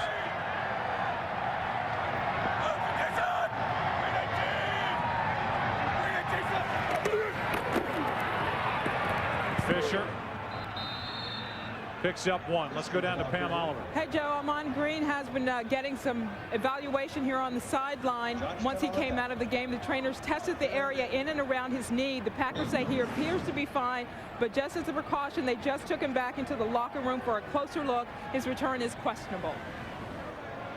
Okay, Pam, thanks. Appears to be walking pretty well. We saw that kick that he received when they were trying to set up a screen to him. He went down in a heap. 4 and 40. It's 3rd down and 8. Green Bay, if they get a first down here, they're going to start thinking about going more down the field. Right now, on 3rd and long, they're in no hurry. Favre fires the pass complete. Driver. And now Green Bay will try to force it downfield and get more points. Yeah, and I was actually a little surprised, Joe, that they didn't start it already. I mean, they had pretty decent field position once they started moving the football, but you're right. Now that they pick up the first down there on 3rd and 10, as you can see, Brett Favre, and there's still a lot of time left. They've got 2 timeouts left in this first half, and Brett Favre at quarterback. They hand off to Fisher right up the middle of first down inside the 40, and Green Bay will spend one of their 2 remaining timeouts. It's that balance you have to find between using enough time to keep Minnesota's high-powered offense off the field and at the same time trying to conserve some time on the clock, get down the field, and get some more points before the half. Yeah, that's a good point. You don't want to not pick up the first down and then give the ball back to Minnesota and allow them with good field position to get points prior to the half. I thought it was a real good call there on first down, running the draw and picking up some good yards. They're now real close to getting into field goal range. I don't like the fact that they burned a timeout in that situation. The only reason I would think that you would do that is in order to get a different personnel grouping on the field. But I think when you've got the Vikings on their heels and reeling a little bit, stay on them a little bit, and then use the timeout as you get closer towards the goal line. Hey, the Minnesota Vikings right now just have no answers. They tried to come with a blitz on that 3rd and long, got barbecued there. Every front they've been in, the Packers have been able to run it. I don't know what you do if you're Ted Cottrell right now. Nothing is working. Packers are averaging just under 8.5 yards per play in this first half. Here's some more on a dump off to Fisher. Brought down half a yard shy of first down yardage. Well, see now what happens by using that timeout. They've got to get moving. They can't clock the ball here. Or they do, which brings up now a 3rd and short. And if you keep that previous timeout, then you've got an opportunity to run your offense and not be so limited. Obviously, with one timeout, they want to keep that last timeout for their field goal team to get out onto the field. And any wind that may be blowing on the field, it's not a really windy day, would be going in the direction of the Green Bay Packers. So plenty of room here for Ryan Longwell. Right now with the ball just inside the 30, you're looking at roughly a 47-yard field goal try. It's 3rd down and 1. Draw play, Fisher. Tony Fisher has enough for another Green Bay first down. And now Favre will try to get to the line and clock it again.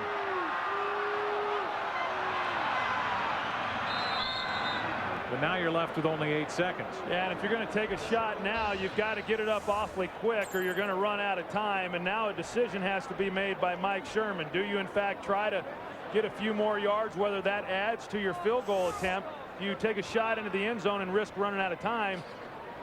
Well, I don't know. I think that's a very big risk at this point. You get a sack, you get a ball caught in the field of play, then you don't end up with an opportunity. Well, they're about to run out of time on the play clock anyway. Yeah, I just thought that they could have sped things up a little bit and taken some shots into the field, or excuse me, into the end zone before this half ended. This one toward the end zone, and it's incomplete with Brian Williams getting his hands on it. And with 3 seconds left, the Green Bay Packers will trot their field goal unit out onto the field. And Joe, that has been the story of the Minnesota Vikings defense. This is an easy interception right here for Brian Williams. This team has dropped, I take that back, that was a tough catch.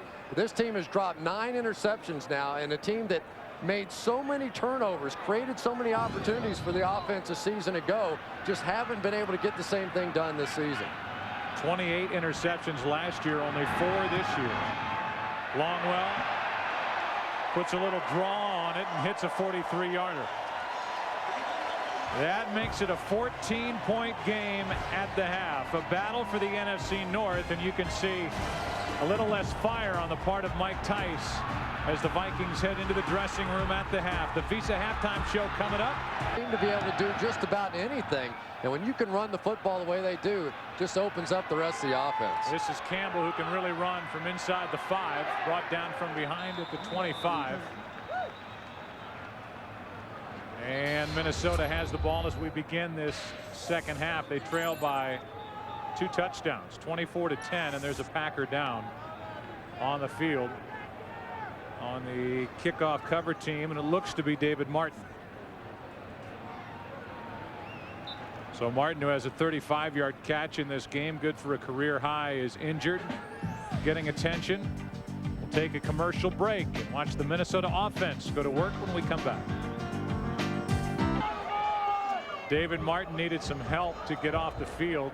Like his knee just gave out on him. We'll wait and find out word on what the injury was. And Mon Green came out of the locker room for the Packers a little late to an ovation here at Lambeau Field. So he's back on the sideline.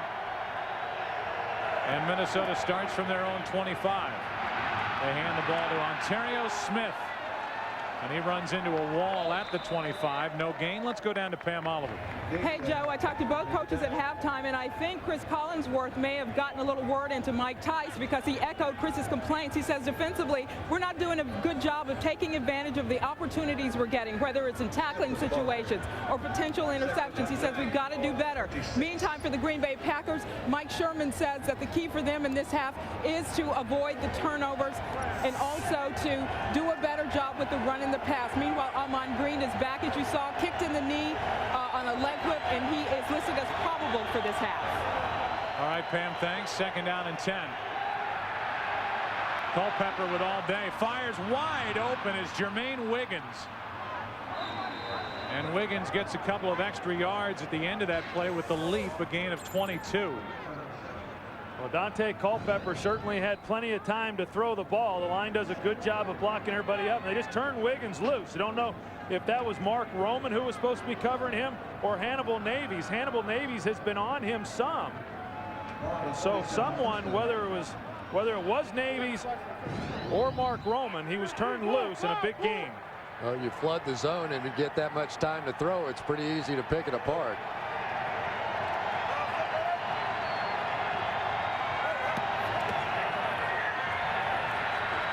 Culpepper on first down. That ball is nearly picked off by Al Harris. Robinson, the intended receiver, and there was a mix-up in communication, and Harris was the only one that had a shot at it. Boy, I tell you, with all the time that Dante Culpepper is getting to throw right now, watch this protection by the Minnesota Vikings. The Packers trying to come on a stunt. That's 5-6 seconds, and if Dante had held it another fraction of a second, I think he would have hit it right in the hole right behind Al Harris.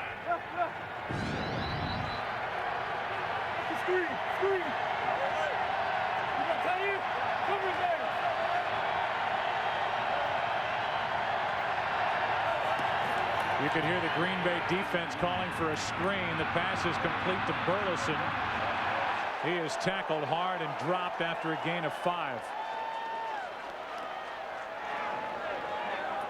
Pretty good job there by Minnesota. What they show is a running play. They bring Nate Burleson down in motion like he's going to try to block the linebacker. Instead, he comes out into the flat, gives himself some room. Not a huge gain, but it makes it into a third and manageable down. Valju, a former cornerback, now playing safety, showed good speed and agility coming up and making that tackle. Third down and 5.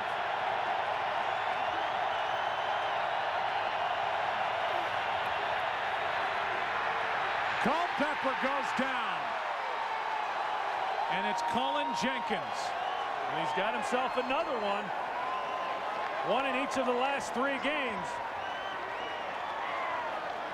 Nate Burleson is red hot. He's saying, I'm getting held out here by Joey Thomas, and he is right. The Packers have been getting away with those grabs of the jerseys all night long, and the officials, in what is supposed to be a point of emphasis, simply not picking it up here tonight. So Cullen Jenkins with a sack. That's the first sack of the day by either team. A loss of 8 and a punt coming from Bennett. Penalty flag comes flying, and the punt checks up. They're going to mark it at the 25, and we will check with Ron Winters to see what the infraction is. And you see Dante Culpepper saying the exact same thing. They're grabbing my guys' jerseys out there, and they're not calling it.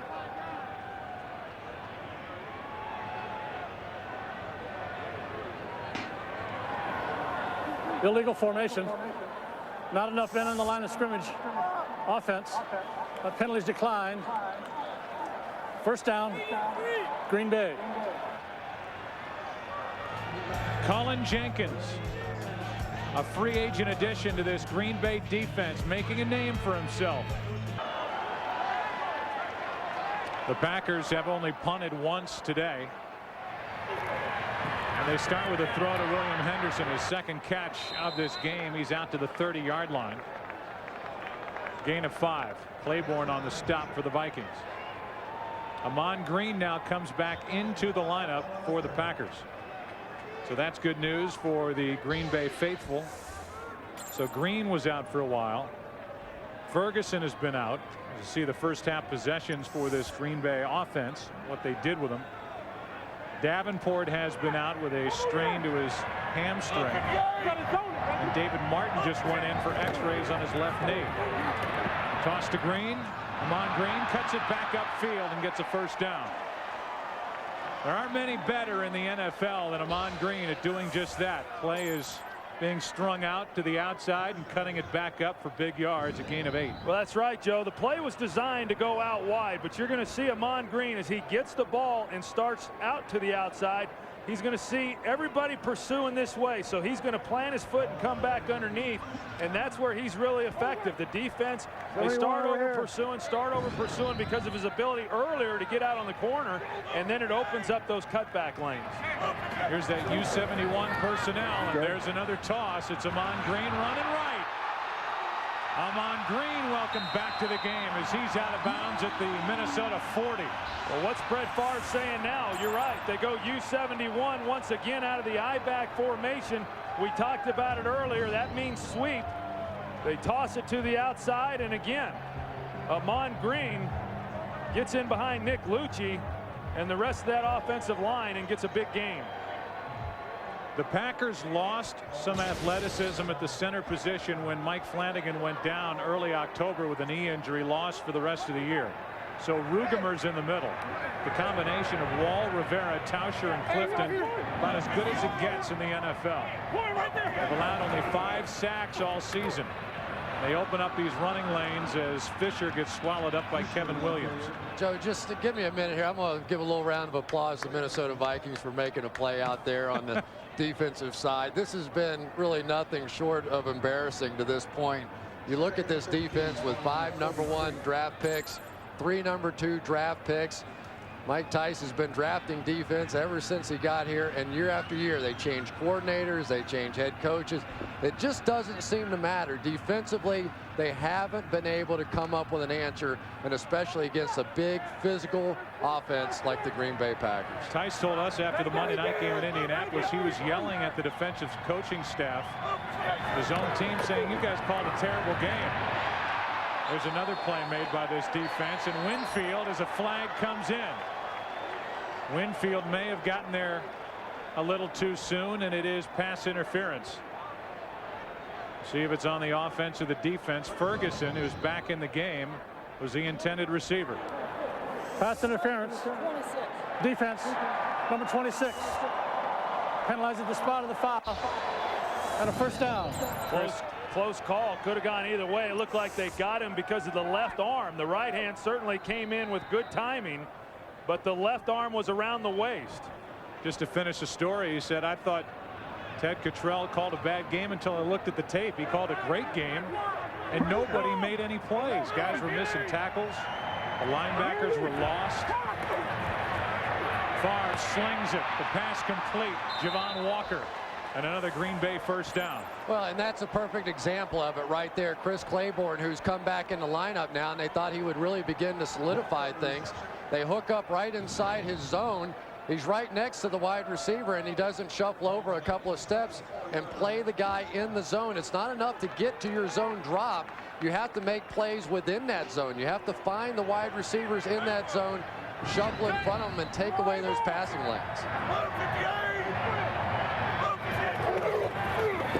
Handoff is to Green. And a penalty flag comes in at the end of the play.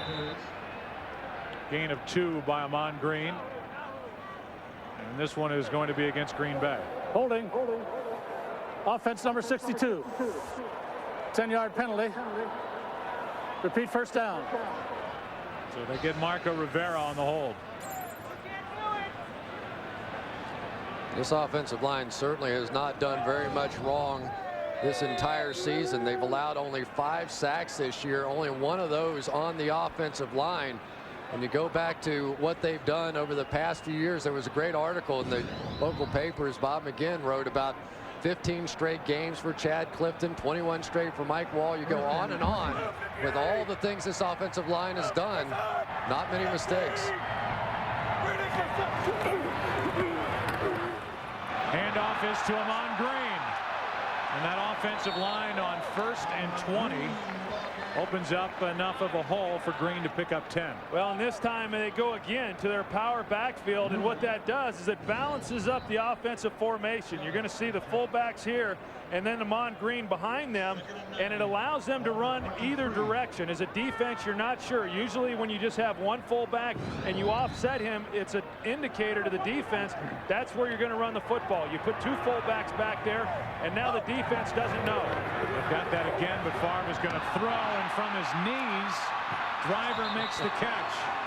Wrestled out of bounds inside the 16, a gain of 8. You know, that's when you know you're having a good day, when your wide receiver can fall down on a play and you still complete it for about 8 or 9 yards. Donald Driver drives off, simply slips and falls on the play.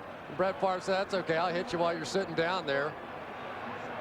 Brian Williams gets up and tries to make the play, but everything working for Brett Favre and the Green Bay Packers right now. And right now, Green Bay again in U71, and they're in the I formation. Joe, what do you think's coming? Brett Favre will tell you it's a toss. They toss to Fisher.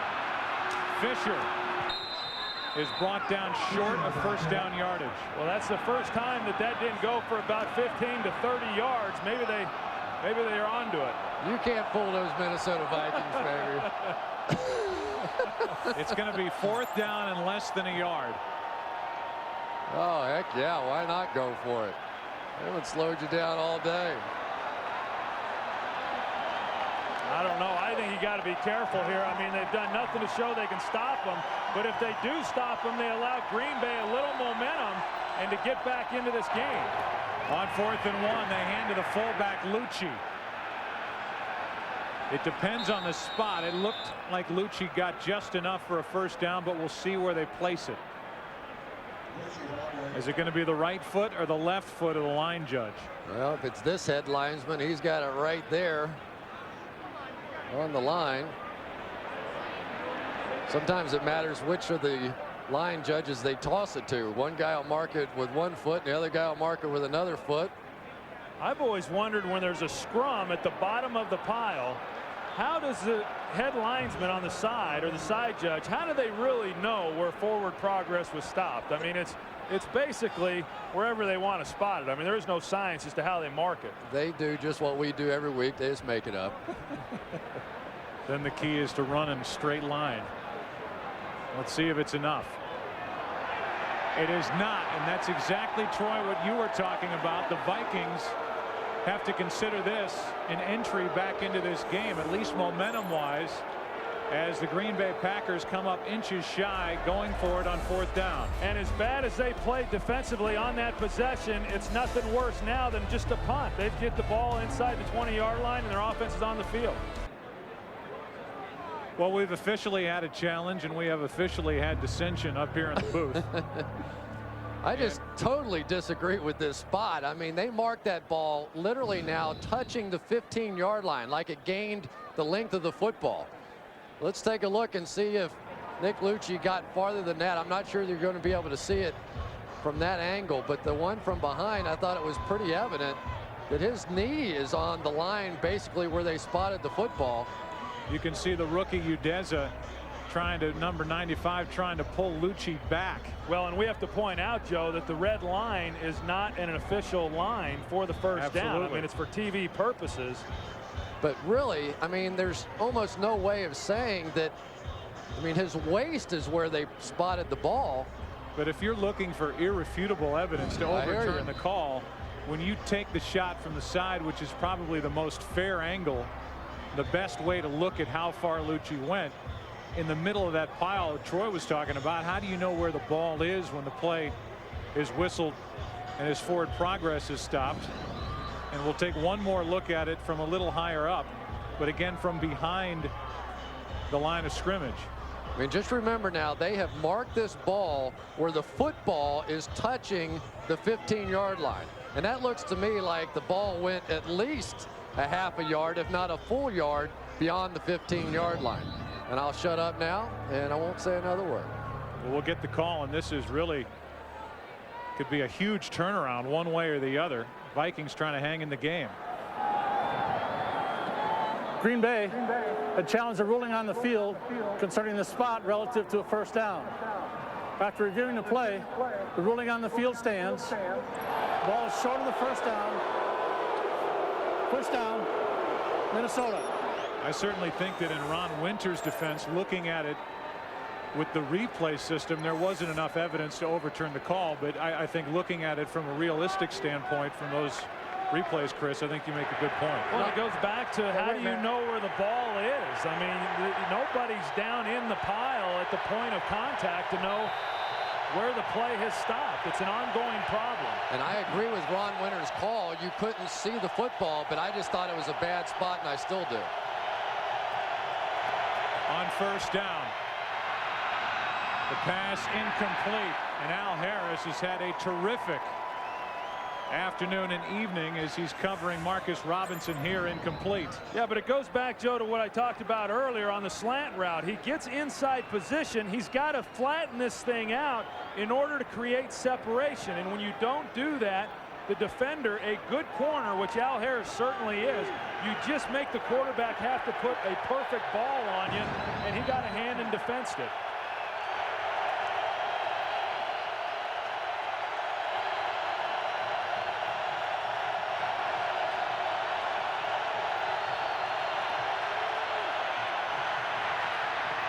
Pass is complete.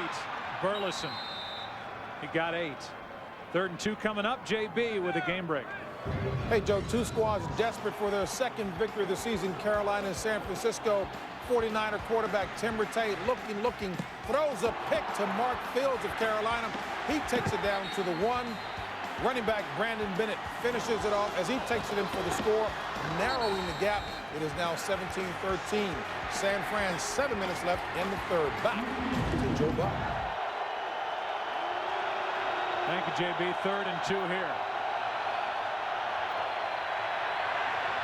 They move the pocket. Culpepper wants to run for it, and Dante Culpepper. It depends on the spot again here. You see Culpepper furious with the spot. Culpepper ended up across the 25-yard line, but they're going to mark the ball. It appears shy of the 25-yard line, and the first down marker is at the 25. With that spot, he's short. Minnesota hoping to get Green Bay into one-on-one matchups. That's exactly what they got here on 3rd and short, but nobody was able to win on the route. Dante Culpepper rolling out to his left, had time to find somebody, but because of the coverage, now he just tries to tuck it and get up as much as he can and pick up the first down. From here, it looked like he had, in fact, crossed the 25-yard line. Looked like that was a poor spot as well.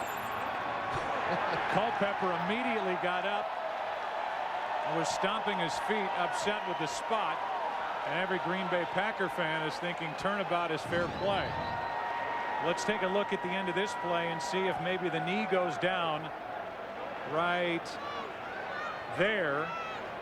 That's a good and call. the elbow. That was and a the perfect ball. spot. Good call. Good spot. Good job, boys. So even though Culpepper, his body skidded across the 25-yard line, he was down shy of it, and it's 4th down. If you're ever going to fake a punt, he heads up here. Be a gutsy call at your own 25.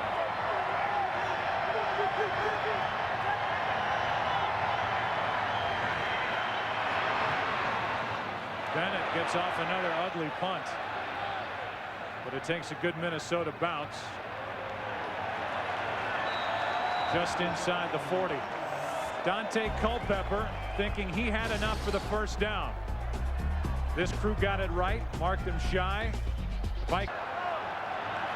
Dante Culpepper just left to sit and wonder what's going on with this offense after showing signs of life in the second half in Indy on Monday night.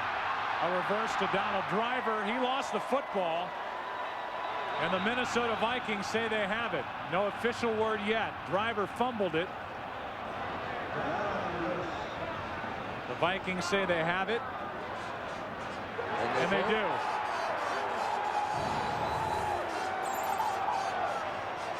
Brett Favre getting out on the corner, as we've seen him do so many times before, getting Chris Claiborne on the ground.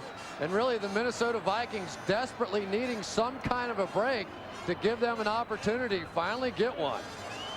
Yeah, and you got Donald Driver, who started with the ball in his left hand away from the defense, and then he shifted the ball into his right hand, which exposed it then to the oncoming defenders, and they're able to knock it out of his hands. A big break for the Minnesota Vikings. It was Chavis who knocked it out, and that is the first turnover of this game.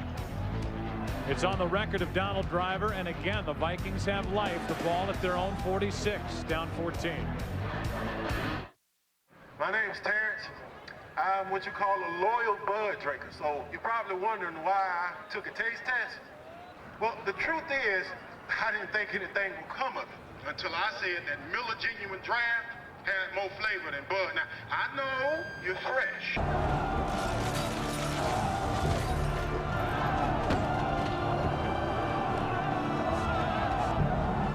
I'll use our new Capital One Prime Lock card. The new Prime Lock card from Capital One. It's set at Prime, so you never have to worry about your interest rate again. What's in your wallet? Introducing Gillette M3 Power. Turn on Gillette's first battery-powered shaving system. Micropulses raise the hair so you shave closer. Feel the power of the world's best shave. New M3 Power from Gillette. People everywhere are experiencing a breakthrough. I'm full! Taco Bell's new Big Bell Value Menu. A new menu with filling items like half-pound burritos and double tacos. To keep your stomach and your wallet full, think outside the bun. Experience the most exhilarating, suspenseful, breathtaking competition ever on television. Come along for the ride. The Rebel Billionaire. All new at 8, 7 Central. Fox Tuesday. This Minnesota defense has been thirsting for forced turnovers, and it's Chavis who forces one here. Now the Vikings -1 overall. The turnover ratio this season. The best starting field position for Minnesota all day. Plenty of time for Culpepper. Great coverage downfield, and they drop it off to Burton, the tight end, who picks up 8.5. Let's go back to the fumble by Donald Driver. Yeah, and take a look. Donald Driver's got the ball in his left arm, and the reason he moves it to his right arm is because Brian Russell, 27, is going to be the first guy to make contact, and so he switches it, which he should do. But in doing that, he then exposes it to Corey Chavis coming in from the inside, and that's why the ball was knocked loose. Troy, the simple truth is, regardless of which arm it's in, you have to put 2 hands on the ball when you're about to get hit. It's just a standard rule. Pass is lofted and caught as the Vikings have found a weapon in Jermaine Wiggins. Gain of 15. And Joe, the reason they found a weapon in Jermaine Wiggins is because they are not winning the battles at the wide receiver positions. Ahmad Carroll and Al Harris are doing a tremendous job on the outside. So now Dante is forced to come back to the other weapons, and so far Jermaine Wiggins is the best of them. Maybe use the backs a little bit as well. What's the quarterback draw? What's the draw? That was Niall Diggs yelling about the quarterback draw. Pass for Robinson. Harris defending again.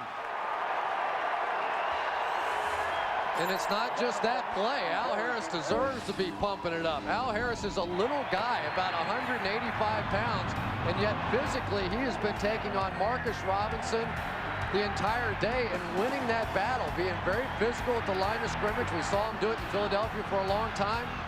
Been doing it all night, and again on this last play. It has clearly been the story. I cannot believe the improvement in this Packers secondary over what we saw in Indianapolis a few weeks ago. 2nd down and 10. Culpepper. Hunt can't bring him down. Pass complete. Wiggins again, and Jermaine Wiggins is down inside the 10. And it's Cledius Hunt who got the big contract, who was there with a chance to bring down Culpepper, and he could not get him to the ground. Well, and not many can, Joe. I mean, this is a big man, 278 pounds, and Cledius Hunt cannot get him down, and the whole defense let up. They thought Cledius Hunt had got him down on the ground. Dante Culpepper, great job of staying alive and finding Wiggins to complete the pass. I don't know if KGB was spying on that play or not, but he was going backwards as Dante Culpepper was coming that way. 1st and goal. Pass is caught by Burleson for the touchdown. And the Vikings have jumped right back in it. Extra point coming, trying to make it a 7-point game. Carroll was there defending, and Burleson grabbed it from Culpepper. And Ahmad Carroll, he's got good position on him right there. He started to the inside. You could tell he was expecting the fade route. He didn't get it. Burleson comes back inside, but initially where Ahmad Carroll was lined up at, he had great position for the play that was called to Nate Burleson. I think, again, that was a great play by Culpepper, seeing the coverage, seeing the defender fade to the outside and drilling it to the inside. So down the field go the Minnesota Vikings. Donald Driver fumbled it. Corey Chavis was the one that forced it. 7 points later, it's a 24-17 Green Bay lead. It was Terry Bradshaw who at the half climbed down on that limb and said, I'm going to tell you right now, guys, this is a very different Minnesota team without Randy Moss. Well, he's right. The statistics bear that out. 5 games with Moss, this Minnesota team was averaging 30 points per game, 10 points per game fewer without him. But Burleson has tried to step up and make a difference, and it's Nate into the end zone for the touchdown. They fake a reverse, and it's Ferguson. Robert Ferguson with a huge return brought down from behind at the Minnesota 35. The fake reverse completely brought the Minnesota Vikings coverage team out of step. You could see the entire team move this way on the reverse. Watch them all take a false step. And now Ferguson with just a wide open hole up the middle.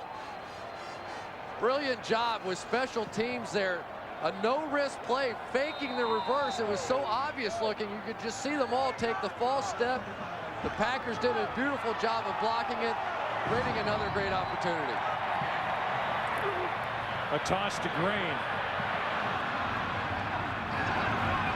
A little more life to this Minnesota defense as they cover that play well. A gain of 1. Spencer Johnson, a rookie that Mike Tice likes a lot, was the first to get there. Next week, we look at the matchups. Cowboys at the Ravens, a big early game.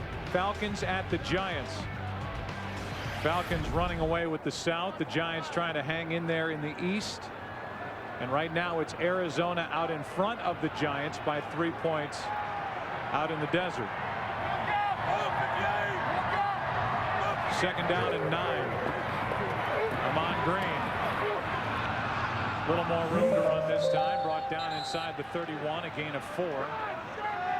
It'll be 3rd and 5 coming up for the Packers. And with that kickoff return, basically you put your offense in field goal range before they even really had taken an offensive snap. And the last thing that you can do if you're the Minnesota Vikings is, after your offense has gone down and cut this game to 7 points, got a little momentum back on their side, all of a sudden concede a touchdown on this drive. I think they're going to call an illegal substitution here. Bubba Franks was in the huddle and then ran directly for the sideline. Illegal substitution. 12 men in the huddle. Offense. A 5-yard penalty. Remains 3rd down. The Minnesota Vikings defensively looked confused, and they should have been. They were trying to figure out a way to cover 12 guys on the field. Bubba Franks was in the huddle, did not come off when his sub came in, broke the huddle, went right to the sideline, and that is a penalty.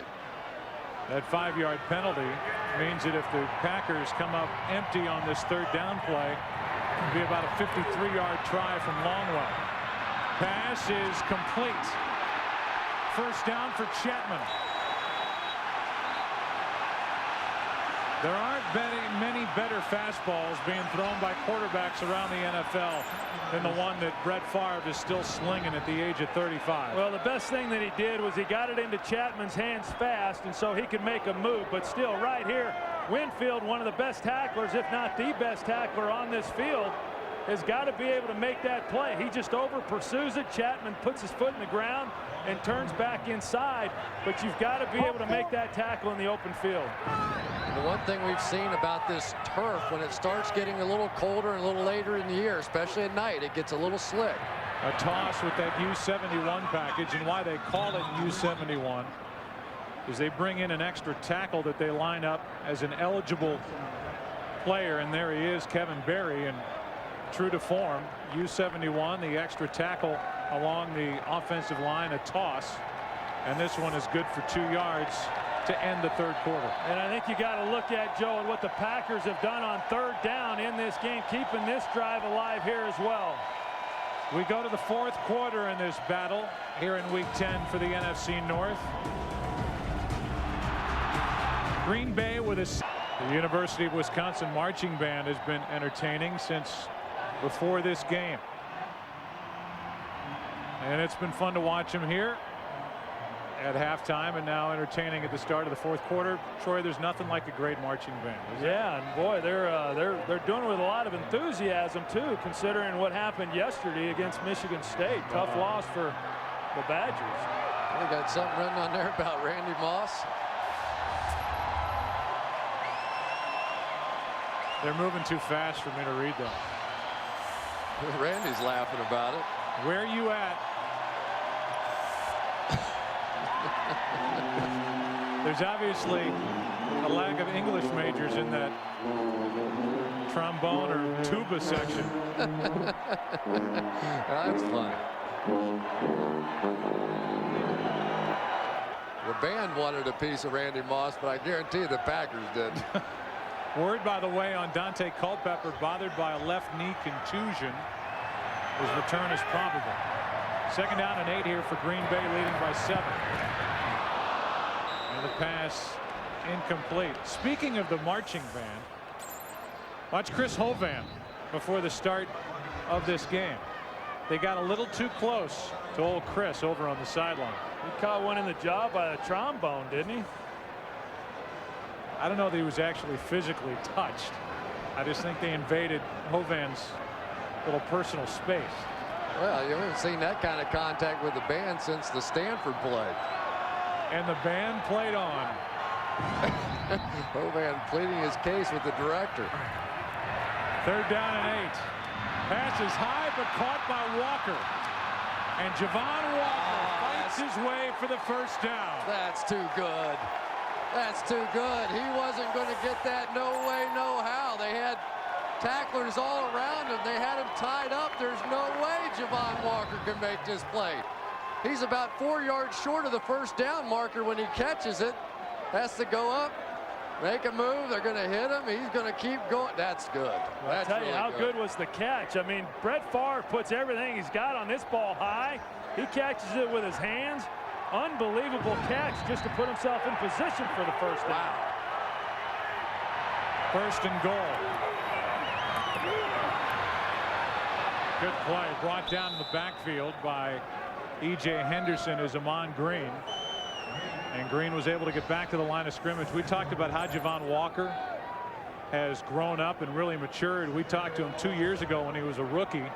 He talked about the cold weather in Green Bay, and he talked about the first time he got one of those Brett Favre lasers thrown at his hands. And he said, I couldn't believe how hard this guy throws the ball. Well, that was no changeup from Brett Favre, and he went up on a cold evening, grabbed it, and got a big first down. I guarantee it ripped the stitching on his gloves. Came into this game #1 in the NFL in receiving yardage.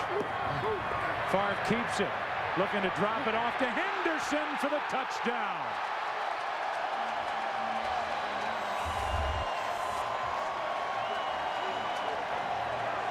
For the 10-year vet, that is William Henderson's first touchdown of the season. Well, we had seen a little bit earlier how they go to the 2 fullback set. This time they give the same look, only they come off of it with play action. Brett Favre's going to come out to the left. Now defensive end right here. He's got to make a decision. Is he going to come up and try to take Brett Favre, or is he going to stay out there on William Henderson? He comes up on Favre. Linebackers, again, don't get outside to make the play. Guys, since Mike Sherman took over this Green Bay team, they have been outstanding in the second half of the season, and specifically over the last 3+ weeks, he's taken over the play calling. Mike Sherman has done a brilliant job calling plays today, and the Pack up again by 14. Volkswagen. On the road of life, there are passengers and there are drivers. By Circuit City. For the hottest new technology, think Circuit City. Just what I needed. By AmeriQuest Mortgage, the company that knows you are more. And by Michelob Ultra, lose the carbs, not the taste. Brett Favre will tell you he is not surprised that the Green Bay Packers have been able to win 3 straight to get back to 500. He was more surprised they got off to a 1-4 start. Packers playing a very good game here this afternoon and evening against the Minnesota Vikings, and now leading by 2 touchdowns, trying to take over first place in the NFC North. And as you look at early game headliners, let's talk about the Rams and the job that Mike Martz did getting his team ready to play this weekend and today against Seattle. It was ridiculous, the kind of criticism that Martz was subjected to, because he called out his team and said these guys need to play better. You know, I don't know about you, Joe, but I've been waiting to see that for a long time. He made them do tackling drills on Wednesday and Thursday. The team came out and responded unbelievably today. Culpepper finds Ontario Smith. Nice work by Ontario Smith, who gets enough for a first down. I mean, it happened, Troy, with Bill Parcells down in Dallas.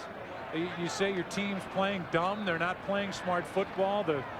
Mike Martz saying we've got guys that aren't stepping up and playing like they're capable of playing, and all of a sudden the coach is wrong for saying that. Bill Callahan a year ago with the Raiders said we have the dumbest team in America, and a lot was made out of that. Hey, if you play dumb, you're a dumb football team. There's nothing wrong with a coach pointing it out. And they really responded to Mike Martz today against Seattle. Culpepper trying to run, and it was KGB closing down on him. A loss of 2.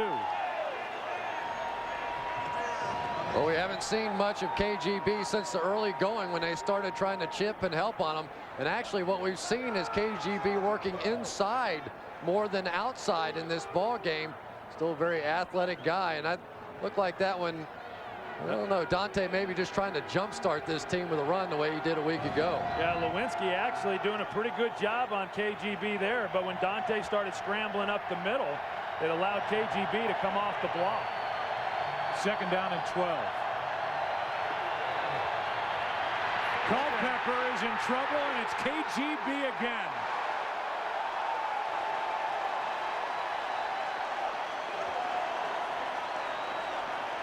That's kind of what we see from KGB. He'll rush from either side. We saw him on the right side the previous play. This time he's working against the rookie Nat Dorsey.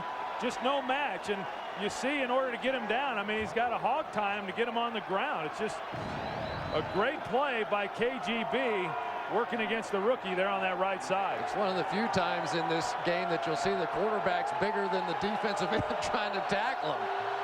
3rd down and 20. The only one he's not bigger than is Grady Jackson.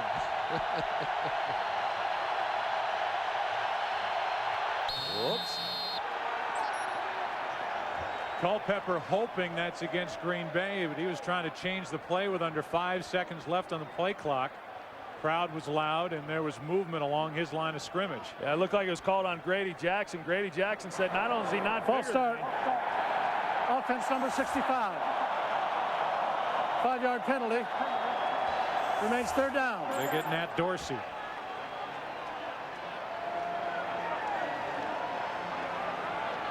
'18th time that Brett Favre has thrown 4 or more touchdown passes in a game. His latest one to Henderson. It's 3rd and 25. You got to play for this, Troy. Throw it deep.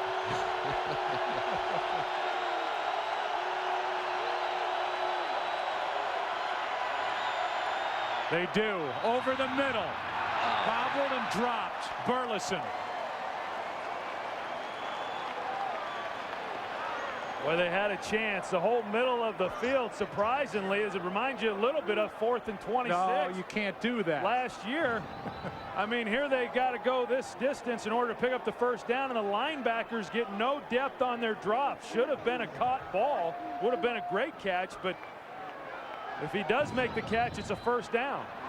Very catchable ball. Tough situation, but definitely one that you can make. Somewhere Ed Donatel is thinking, Why didn't Freddie Mitchell do that? Taken in by Chapman at the 30. Antonio Chapman brought himself down. Torrance Marshall with a huge block on the 14-yard return by Chapman. And who was the head cheerleader? Brett Favre. Big day for Green Bay as they lead by 14 over Minnesota. A 14-point lead for the Green Bay Packers. And it is time for this Minnesota Vikings defense to step up and make a play. They have to. 10:56 left in this game.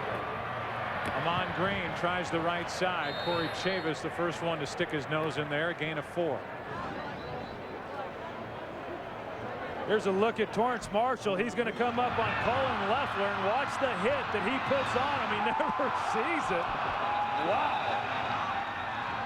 Leffler is the long snapper for this Minnesota team. And Brett Favre hopping up and down on the sideline, cheering on that block. Quarterbacks like big hits, as long as they're not on them. Right. Well, that was one thing that Mike Tice kept saying. It's obvious watching the film Brett Favre does not like to get hit. Well, the obvious thing is no quarterback likes to get hit, but he's saying that he doesn't like it more now as he's turned 35 than ever. And for the most part, this offensive line, Chris, has done their job again, and they have kept this Minnesota defense off their franchise quarterback. Yeah, I thought it was almost a little in-your-face kind of a comment that Brett Favre, the reason he throws interceptions is because people get after him, and he clearly doesn't want to get hit, and he'll fall away from the throws. Well, today Brett Favre hasn't been close to getting hit because the running game has just mauled the Minnesota Vikings. Minnesota has to stop them here if they're going to have a chance, in my opinion, to get back in it. They're going to throw on 3rd and 2. And it's Green who is knocked down short of first down yardage. And there's no decision here whatsoever. You've got to punt it as Claiborne made a big stop for the Minnesota Vikings. Well, and there's still time left in this game. I mean, Green Bay's going to make the punt here. They're probably going to pin them back down in there tight. But if Minnesota can put together one good drive, you then put the pressure back on Green Bay. Over 9 minutes left in the game. Minnesota still with all 3 timeouts. And don't forget what Nate Burleson did on Monday night a week ago. Return one from right about where he's standing. 91-yard return. Nowhere to go this time. 31-yard punt and a return of -1 yard. Rob Davis. It is Culpepper time for the Vikings, trying to get Minnesota back in this game, down 14. Burleson on the catch, and Nate is brought down a yard shy of a first down for Minnesota. Maude Carroll on the stop.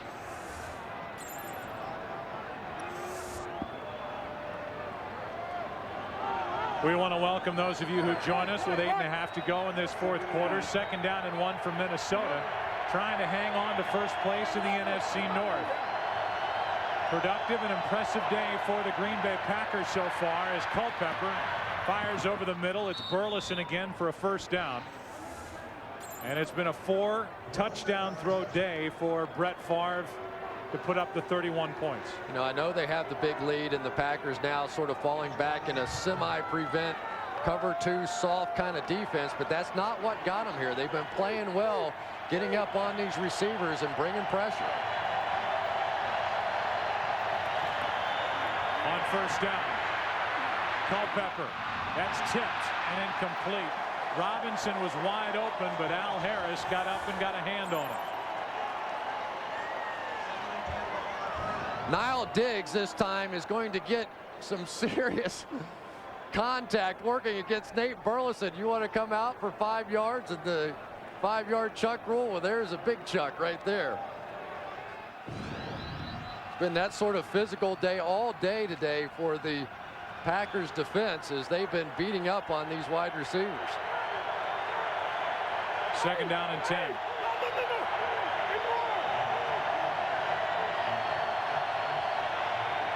A wide snap. Culpepper slings it, and it's nearly picked off by Jus. It was sitting there. Baoju sneaked in there and almost turned that into a touchdown for Green Bay. Well, it's Katie bar the door right there. If Baoju's able to make that play, and they blitz this time, they bring pressure. Baoju sees the play and gets a good jump on it there, just unable to finish it off. That Barb's still having a little fun. Baoju, though, showed his cornerback speed, making the break on that ball. 3rd down and 10.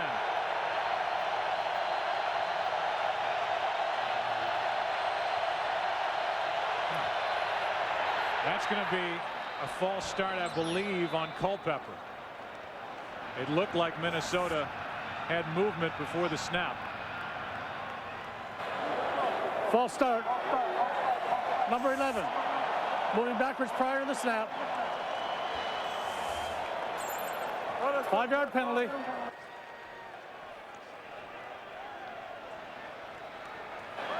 Remains 3rd down. 3rd down and 15 as you look at the game summary. And again, it's Green Bay with a big day on the ground behind this outstanding offensive line. Well, it's a big 3rd down here on the last one prior to the penalty. Green Bay showed that they were coming with an all-out blitz. If they do that, maybe they can get to Dante, but if they don't, they leave the option up for a big play.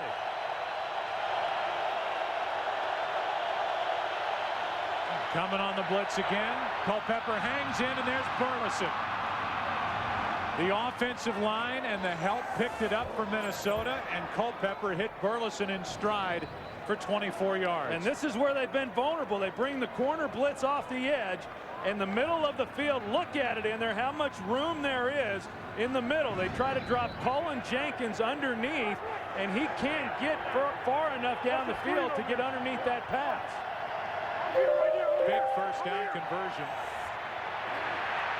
Culpepper tripped up. And I believe it was James Lee who got his hands on him as Culpepper went by. No gain. And Troy, on that last play where they pick up the big 3rd down and 20 or whatever it was, the 15. Packers went back to their cute style of defense instead of what they did at the beginning of the season. Instead of just playing their base stuff that had been working, they tried to get cute. They got burned. That's the 2nd time we've seen the middle of the field open. The one time Burleson drops the ball, last time he catches it for the 1st down. They hand it off to Mo Williams, and he goes backward. KGB, who came into this game with only 2.5 sacks on the year, has 2 today, makes that play for a loss of 3. Well, now it's 3rd down again, 3rd and long, and if you're Minnesota, you've got to at least consider this 4-down territory. Down by 14 points with 6 minutes left in the game. They don't have to get it all right here. What is Green Bay going to do? Are they going to try to come after him again, or are they going to play coverage? It looks like a blitz, but I bet you they come out of it. I don't know. They're still up there. With 1 second on the play clock, Culpepper snaps it. Mo Williams on the catch. Good play. Jew on the coverage. A gain of 11. And about a yard, maybe a yard and a half shy of a 1st down. It'll bring up 4th down. And if Baoju doesn't make that tackle, that's a touchdown. You know, you just wonder if that defensive call doesn't date all the way back to 4th and 26 a season ago when they played soft and got burned in that situation. Here they bring pressure and get burned. They really haven't had a lot of success bringing pressure, better success in coverage. 4th and a short 2.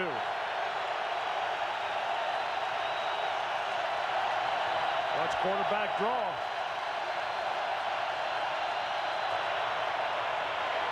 Culpepper fires, and what a catch by Burleson to keep the drive alive. You know, Burleson's really starting to show up big here in this last quarter. He runs a slant route, and the key to it there is he's very patient and he sets the angle on it. And again, Dante Culpepper throws a good ball, but Nate Burleson doing a great job catching that ball with his hands. Not an easy catch from that distance. 4th catch for Nate Burleson on this drive. Culpepper over the middle, and Burleson couldn't adjust. And that is just a flat-out miss that time by Dante Culpepper. They had one-on-one with Burleson working against the linebacker, Niall Diggs, and had it. I mean, this is wide open, Troy. Yeah, and what Burleson does is he starts like he's going to go on the slant. That's where he's had some success. They call it the sluggo in this offense, slant and go. They try to get the linebacker on his heels. They did, and they had a chance down the field. 2nd down and 10.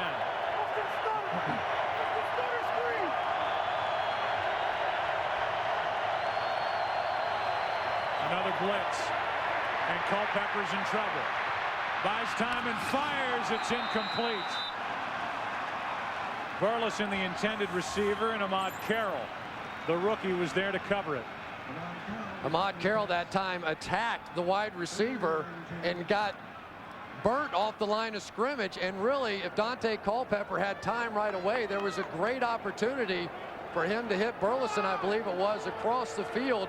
But by the fact that Culpepper got flushed, it gave Ahmad Carroll time to recover and get back and make the play. I tell you, if you're Green Bay defensively, you can't get predictable. So far, they've shown a lot of blitz, a lot of one-on-one.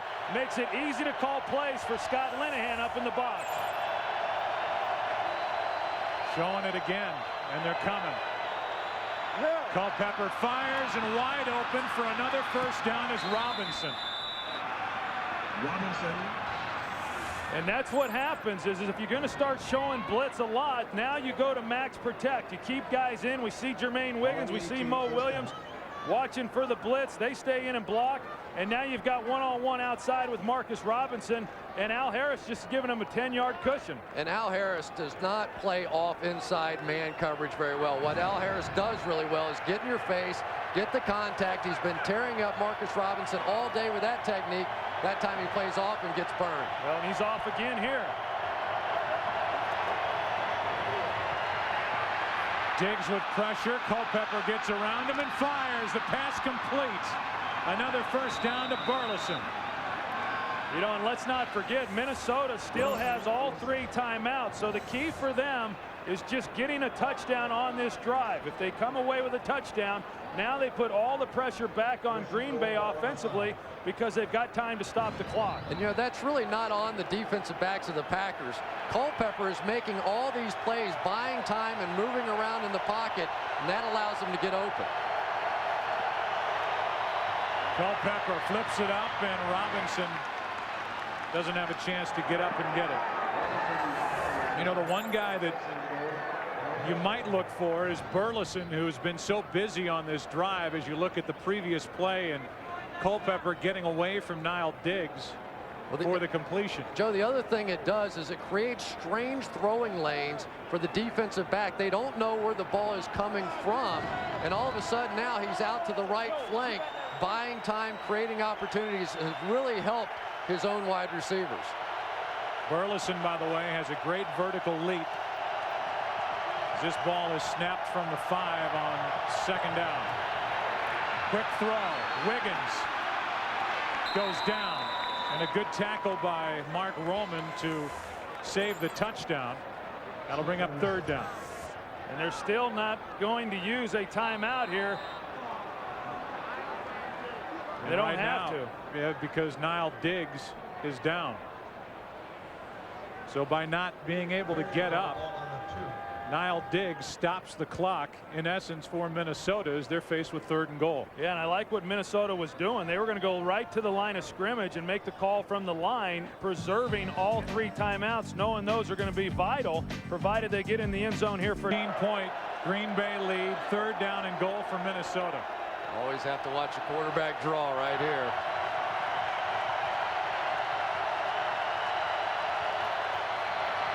They flip it. Ontario Smith. And Smith is in for the touchdown. A 16-play drive that covered over 5.5 minutes off the clock.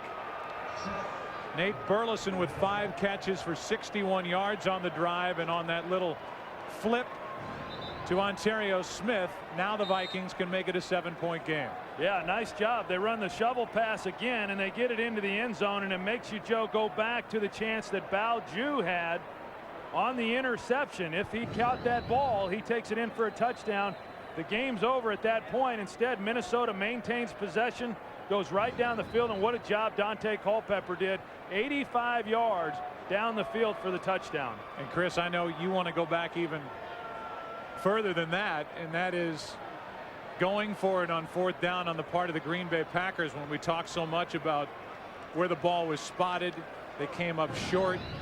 You can argue all you want about where it was spotted. We talked at the time about Green Bay having all the momentum, a chance to make it a 17-point game, and at the time not converting left Minnesota with a chance to crawl back in it, and now they're down by only 7. Yeah, I thought Troy made a great call there. A field goal essentially takes all the momentum away, and we've been showing some replays just trying to make sure that Ontario Smith got in and his knee wasn't down before he did cross that plane. Very close. 2 minutes 53 seconds left. Minnesota with all 3 of their timeouts remaining, and it's a 7-point game. Well, that last possession by Minnesota, oftentimes as an offense, when you're down 14 points, you rush it and you don't realize that all you really need to do is get down and get into a position to get a touchdown, and that's what they did. Even though they took a lot of time off the clock, now they put the pressure on Green Bay to get some first downs and take this clock down.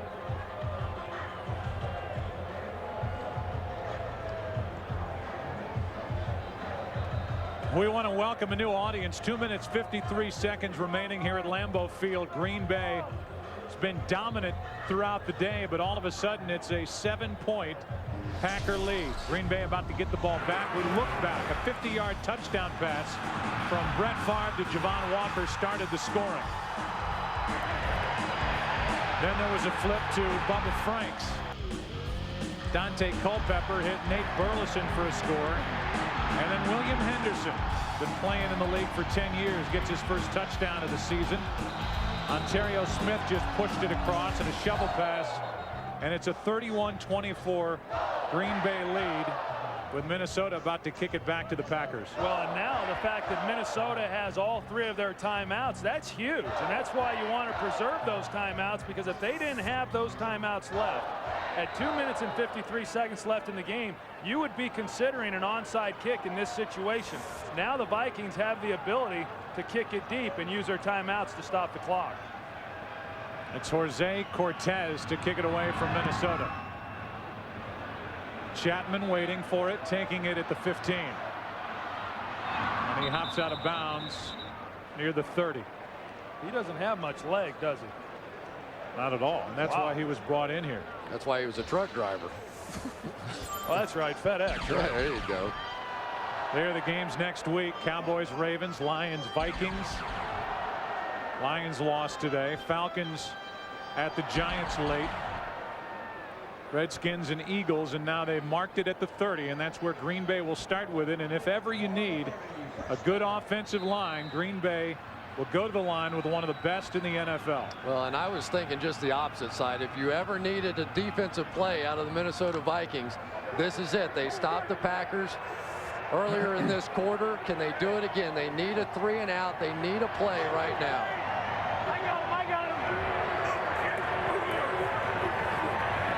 Henderson's been busy in the open field. A tackle by Brian Russell, and a big stop there for the Vikings. A great stop, Joe. Brian Russell coming up on a big man. He had to take him low. He can't take this guy high because of the change in size. But a good job of getting him down on the open field, and they don't get a gain, because if you're the Vikings in that situation, you've got to be thinking run all the way, stop the run, and make them beat you throwing the ball. The Packers come out and throw the play action. They're on first down. Well, and it was a good call because they came back and ran the same exact play they scored the touchdown on, but Russell just there to make the play. You look at the comparison of these two terrific quarterbacks. Dante Culpepper having an MVP type season coming into this day, and you look at the numbers: 306 yards, 3 touchdowns, no interceptions. His quarterback rating, but he has been outdone today by the 35-year-old 14-year veteran Brett Favre. And Brett Favre this season, he's either been really hot or he's been really cold. Fortunately for the Packers today, he's been really hot. 2nd down and 11. They toss to Green, and Green goes nowhere. E.J. Henderson up to make the tackle, a loss of 1. And now Minnesota will use their second timeout. Yeah, and the Packers so far today completing 70% on third down. This is going to be the most important third down that they have had today. If they fail to get it, Minnesota, if the clock's still running, can stop the clock, and they'll have plenty of time with still the 2-minute warning, stopping the clock once they get the ball offensively. And Dante Culpepper has been red hot. He's now gone 106 straight passes in the last 3 games against the Packers without an interception, 8 touchdowns and no interceptions. So he is just salivating, hoping to get one more shot to take his team down the field. You wonder if Minnesota can come up with a stop here, if they'll just want to keep a timeout in their pocket. You could let it run down to the 2-minute warning, get the ball back, and have a valuable timeout in case you get one of those plays where you then leave the middle of the field open to yourselves down the stretch. I don't think so, Joe. I think that if they hold them here and the clock's running, you burn your timeout. Otherwise, you're going to lose about 20 to 25 seconds off the clock. Let's see what happens on third down. They drop it off to Amon Green, and Green will come up well short of the first down. And Minnesota will stop the clock. They're out of timeouts with 2:27 left. It was Antoine Winfield who has really impressed Mike Tice on the stop. Unbelievable. I mean, Antoine Winfield leads the team in tackles as a corner, the smallest guy on the field. Look at the offensive linemen that are out there to block him, and he navigates his way in between them in order to make that play. Wall couldn't get out on him. Winfield comes up and makes a huge third down stop. And what did Mike Tice tell us? He said, I only want guys on my team with a passion to get to the football. And his shining example of that was Antoine Winfield. Probably the smallest guy on the field, but maybe pound for pound one of the toughest players in the NFL today. Yeah, in fact, it was Winfield signing with Minnesota this offseason and the huge contract that he got that led to the holdout by Mike McKenzie here in Green Bay. Sensational play when you have to have it. And now Dante Culpepper takes his MVP credentials on the field with a chance to tie it. A punt by Barker, takes a bounce and goes backward. And it will be down just outside the 33-yard line. Here is the day for Dante Culpepper as he heads out with 2:18 left. Throwing on the run. There's no question in my mind the difference in this game has been when they got into their hurry-up offense, when they got into their spread, and Dante started getting outside the pocket. When he moves around, I believe, is when he is at his most dangerous. We saw it last Monday night. We've seen it all day today. It has really helped his receivers in many situations, buying some time. I expect him to stay on the move here.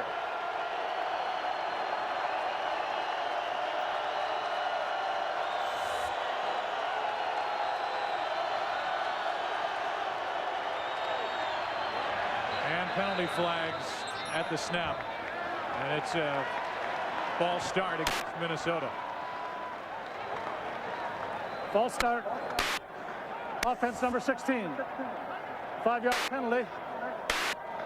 Remains first down. Well, there's no excuse for that as a wide receiver. Kelly Campbell on the outside, but there are defining moments in every quarterback's career. And I believe that this is one, potentially could be one, for Dante Culpepper. He's brought his team back. He's down 7. There's a lot on the line, and he's got over 2 minutes and a chance to go into a no-huddle offense and bring this team back. Now more action along the line. Cledius Hunt came across, and the Vikings may get the 5 yards right back.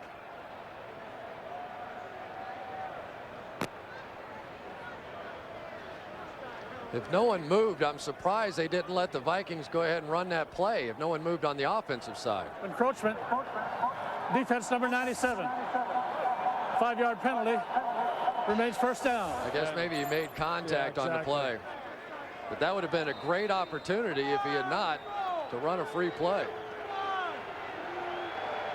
Well, that made up for the false start by Kelly Campbell. Now they're 1st and 10 again.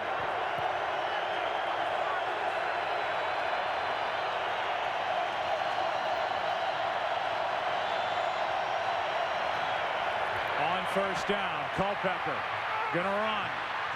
The dangerous Dante Culpepper is brought down right at the marker. Well, he told us yesterday, Joe, that he knows when they're in two-man because nobody's accounting for the quarterback. Green Bay that time went to two-man coverage. It opened up the lane for Dante. He took it and he picked up 10 yards. During the series, my big, fat, obnoxious boss. It all starts with Malcolm in the middle next, except on the West Coast. During the break, they did measure, and Culpepper came up inches shy of a first down. So second down and less than 1. 2 minutes left. Minnesota down by 7. No timeouts remaining. KGB over here on this side, on the back side now, opposite of where he typically is. Working against the rookie, Nat Dorsey. Well, Green Bay showing a pre-snap read of man-to-man coverage across the board.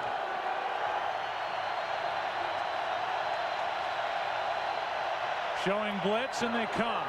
Culpepper can stand in there, and he hits Burleson. Nate Burleson with a first down inside the 20. What a beautiful throw by Dante Culpepper as the Packers brought the blitz. That was a great throw, Joe, because it was actually pretty good coverage right there initially. He tried running over the top, and that's that void down the middle that we've talked about, that it's just wide open, and they've been exposing it throughout this second half. 40-yard play on the completion of Burleson. Culpepper drops it off to Mo Williams.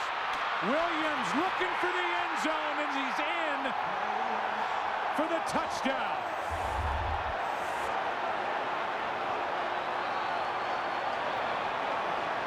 A new audience has just joined us, and you are joining us with an extra point coming from the Minnesota Vikings to try and tie it at 31. Brett Favre and the Packers have dominated the day until the second half of this fourth quarter. The domination has ended. Dante Culpepper and the Vikings offense has taken over. And if Morton Anderson is good on this extra point, we're tied. He is, and we are.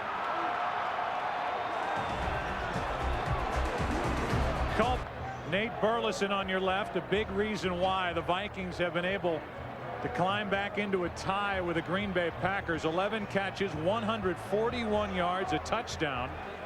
The 40-yard completion from Culpepper on that last drive, and it was Mo Williams, who was on your right, who gets his first receiving touchdown of the season.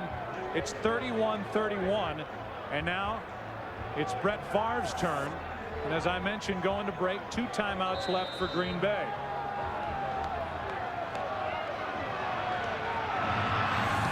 Cortez with another short kick. Ferguson from about the 10. They fake the reverse again. Robert Ferguson loses the football.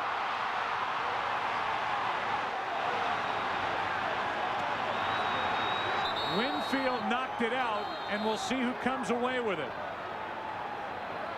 Looked to me, Joe, like the Vikings got on the ball. Wow. Officials in there trying to figure it out and sort it out for themselves. What an amazing turn of events. Dante Culpepper coming from 14 points down, and if they recover this ball, they'll have a chance to win it in regulation. Yeah, whoever recovers this is going to have a chance to win it in regulation. The fight at the bottom of the pile was won by the Green Bay Packers.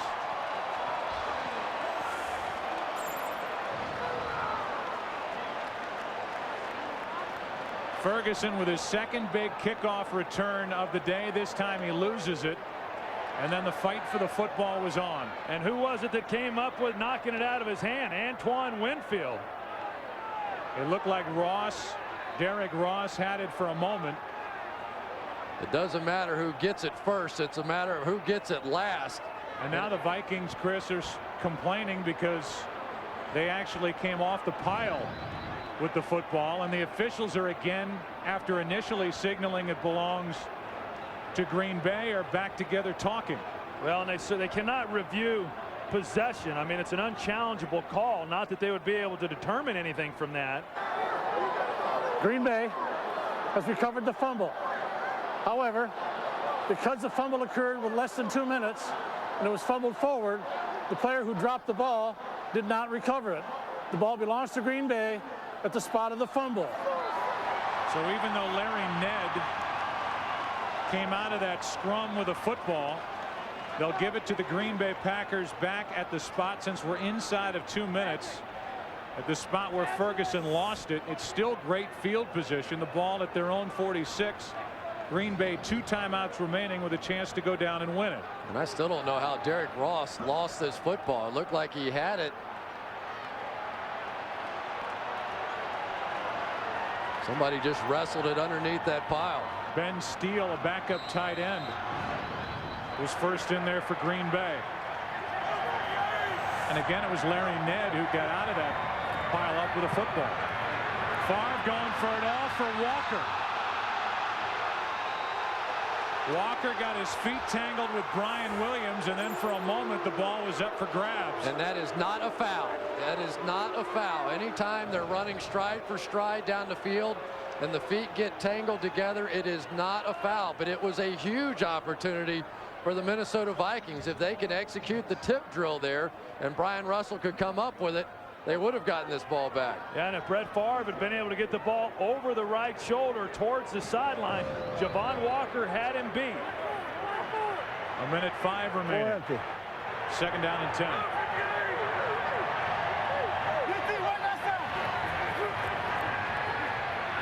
Favre off his back foot for Fisher. Tony Fisher with his most important catch of the year.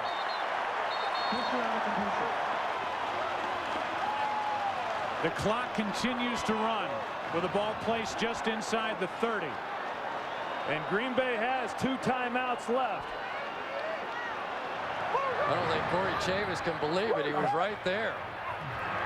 Pass complete. Bubba Franks. He stays in bounds as he gets it down near the 21. And Green Bay will spend one of their 2 remaining timeouts. And Javon Walker got away with a pick on that play in order to open up the flat route. Ryan Longwell waiting, hoping to have a chance to win it for Green Bay. The ball at the 22.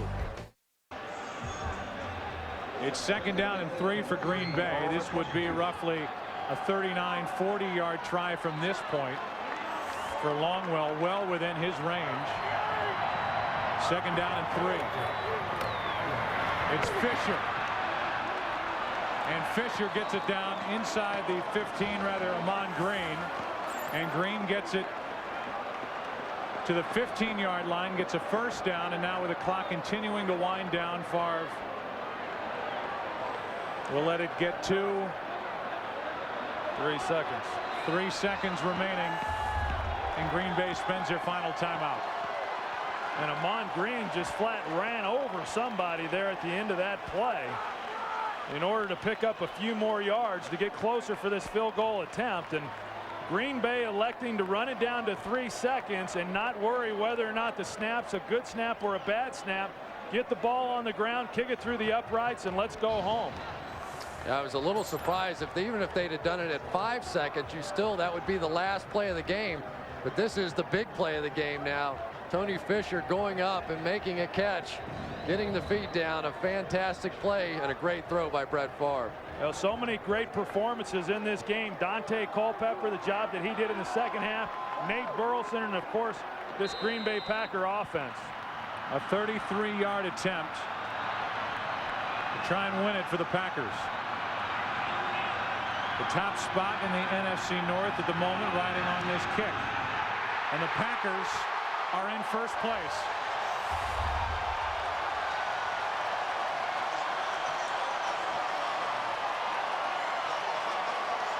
What a game.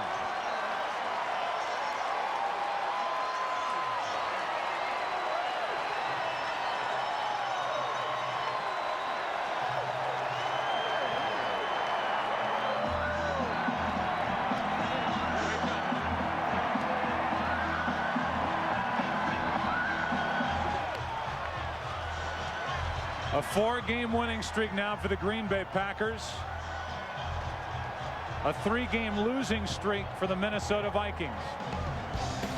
And the Green Bay Packers, after a 1-4 start here in Week 10, have now taken over first place in the NFC North.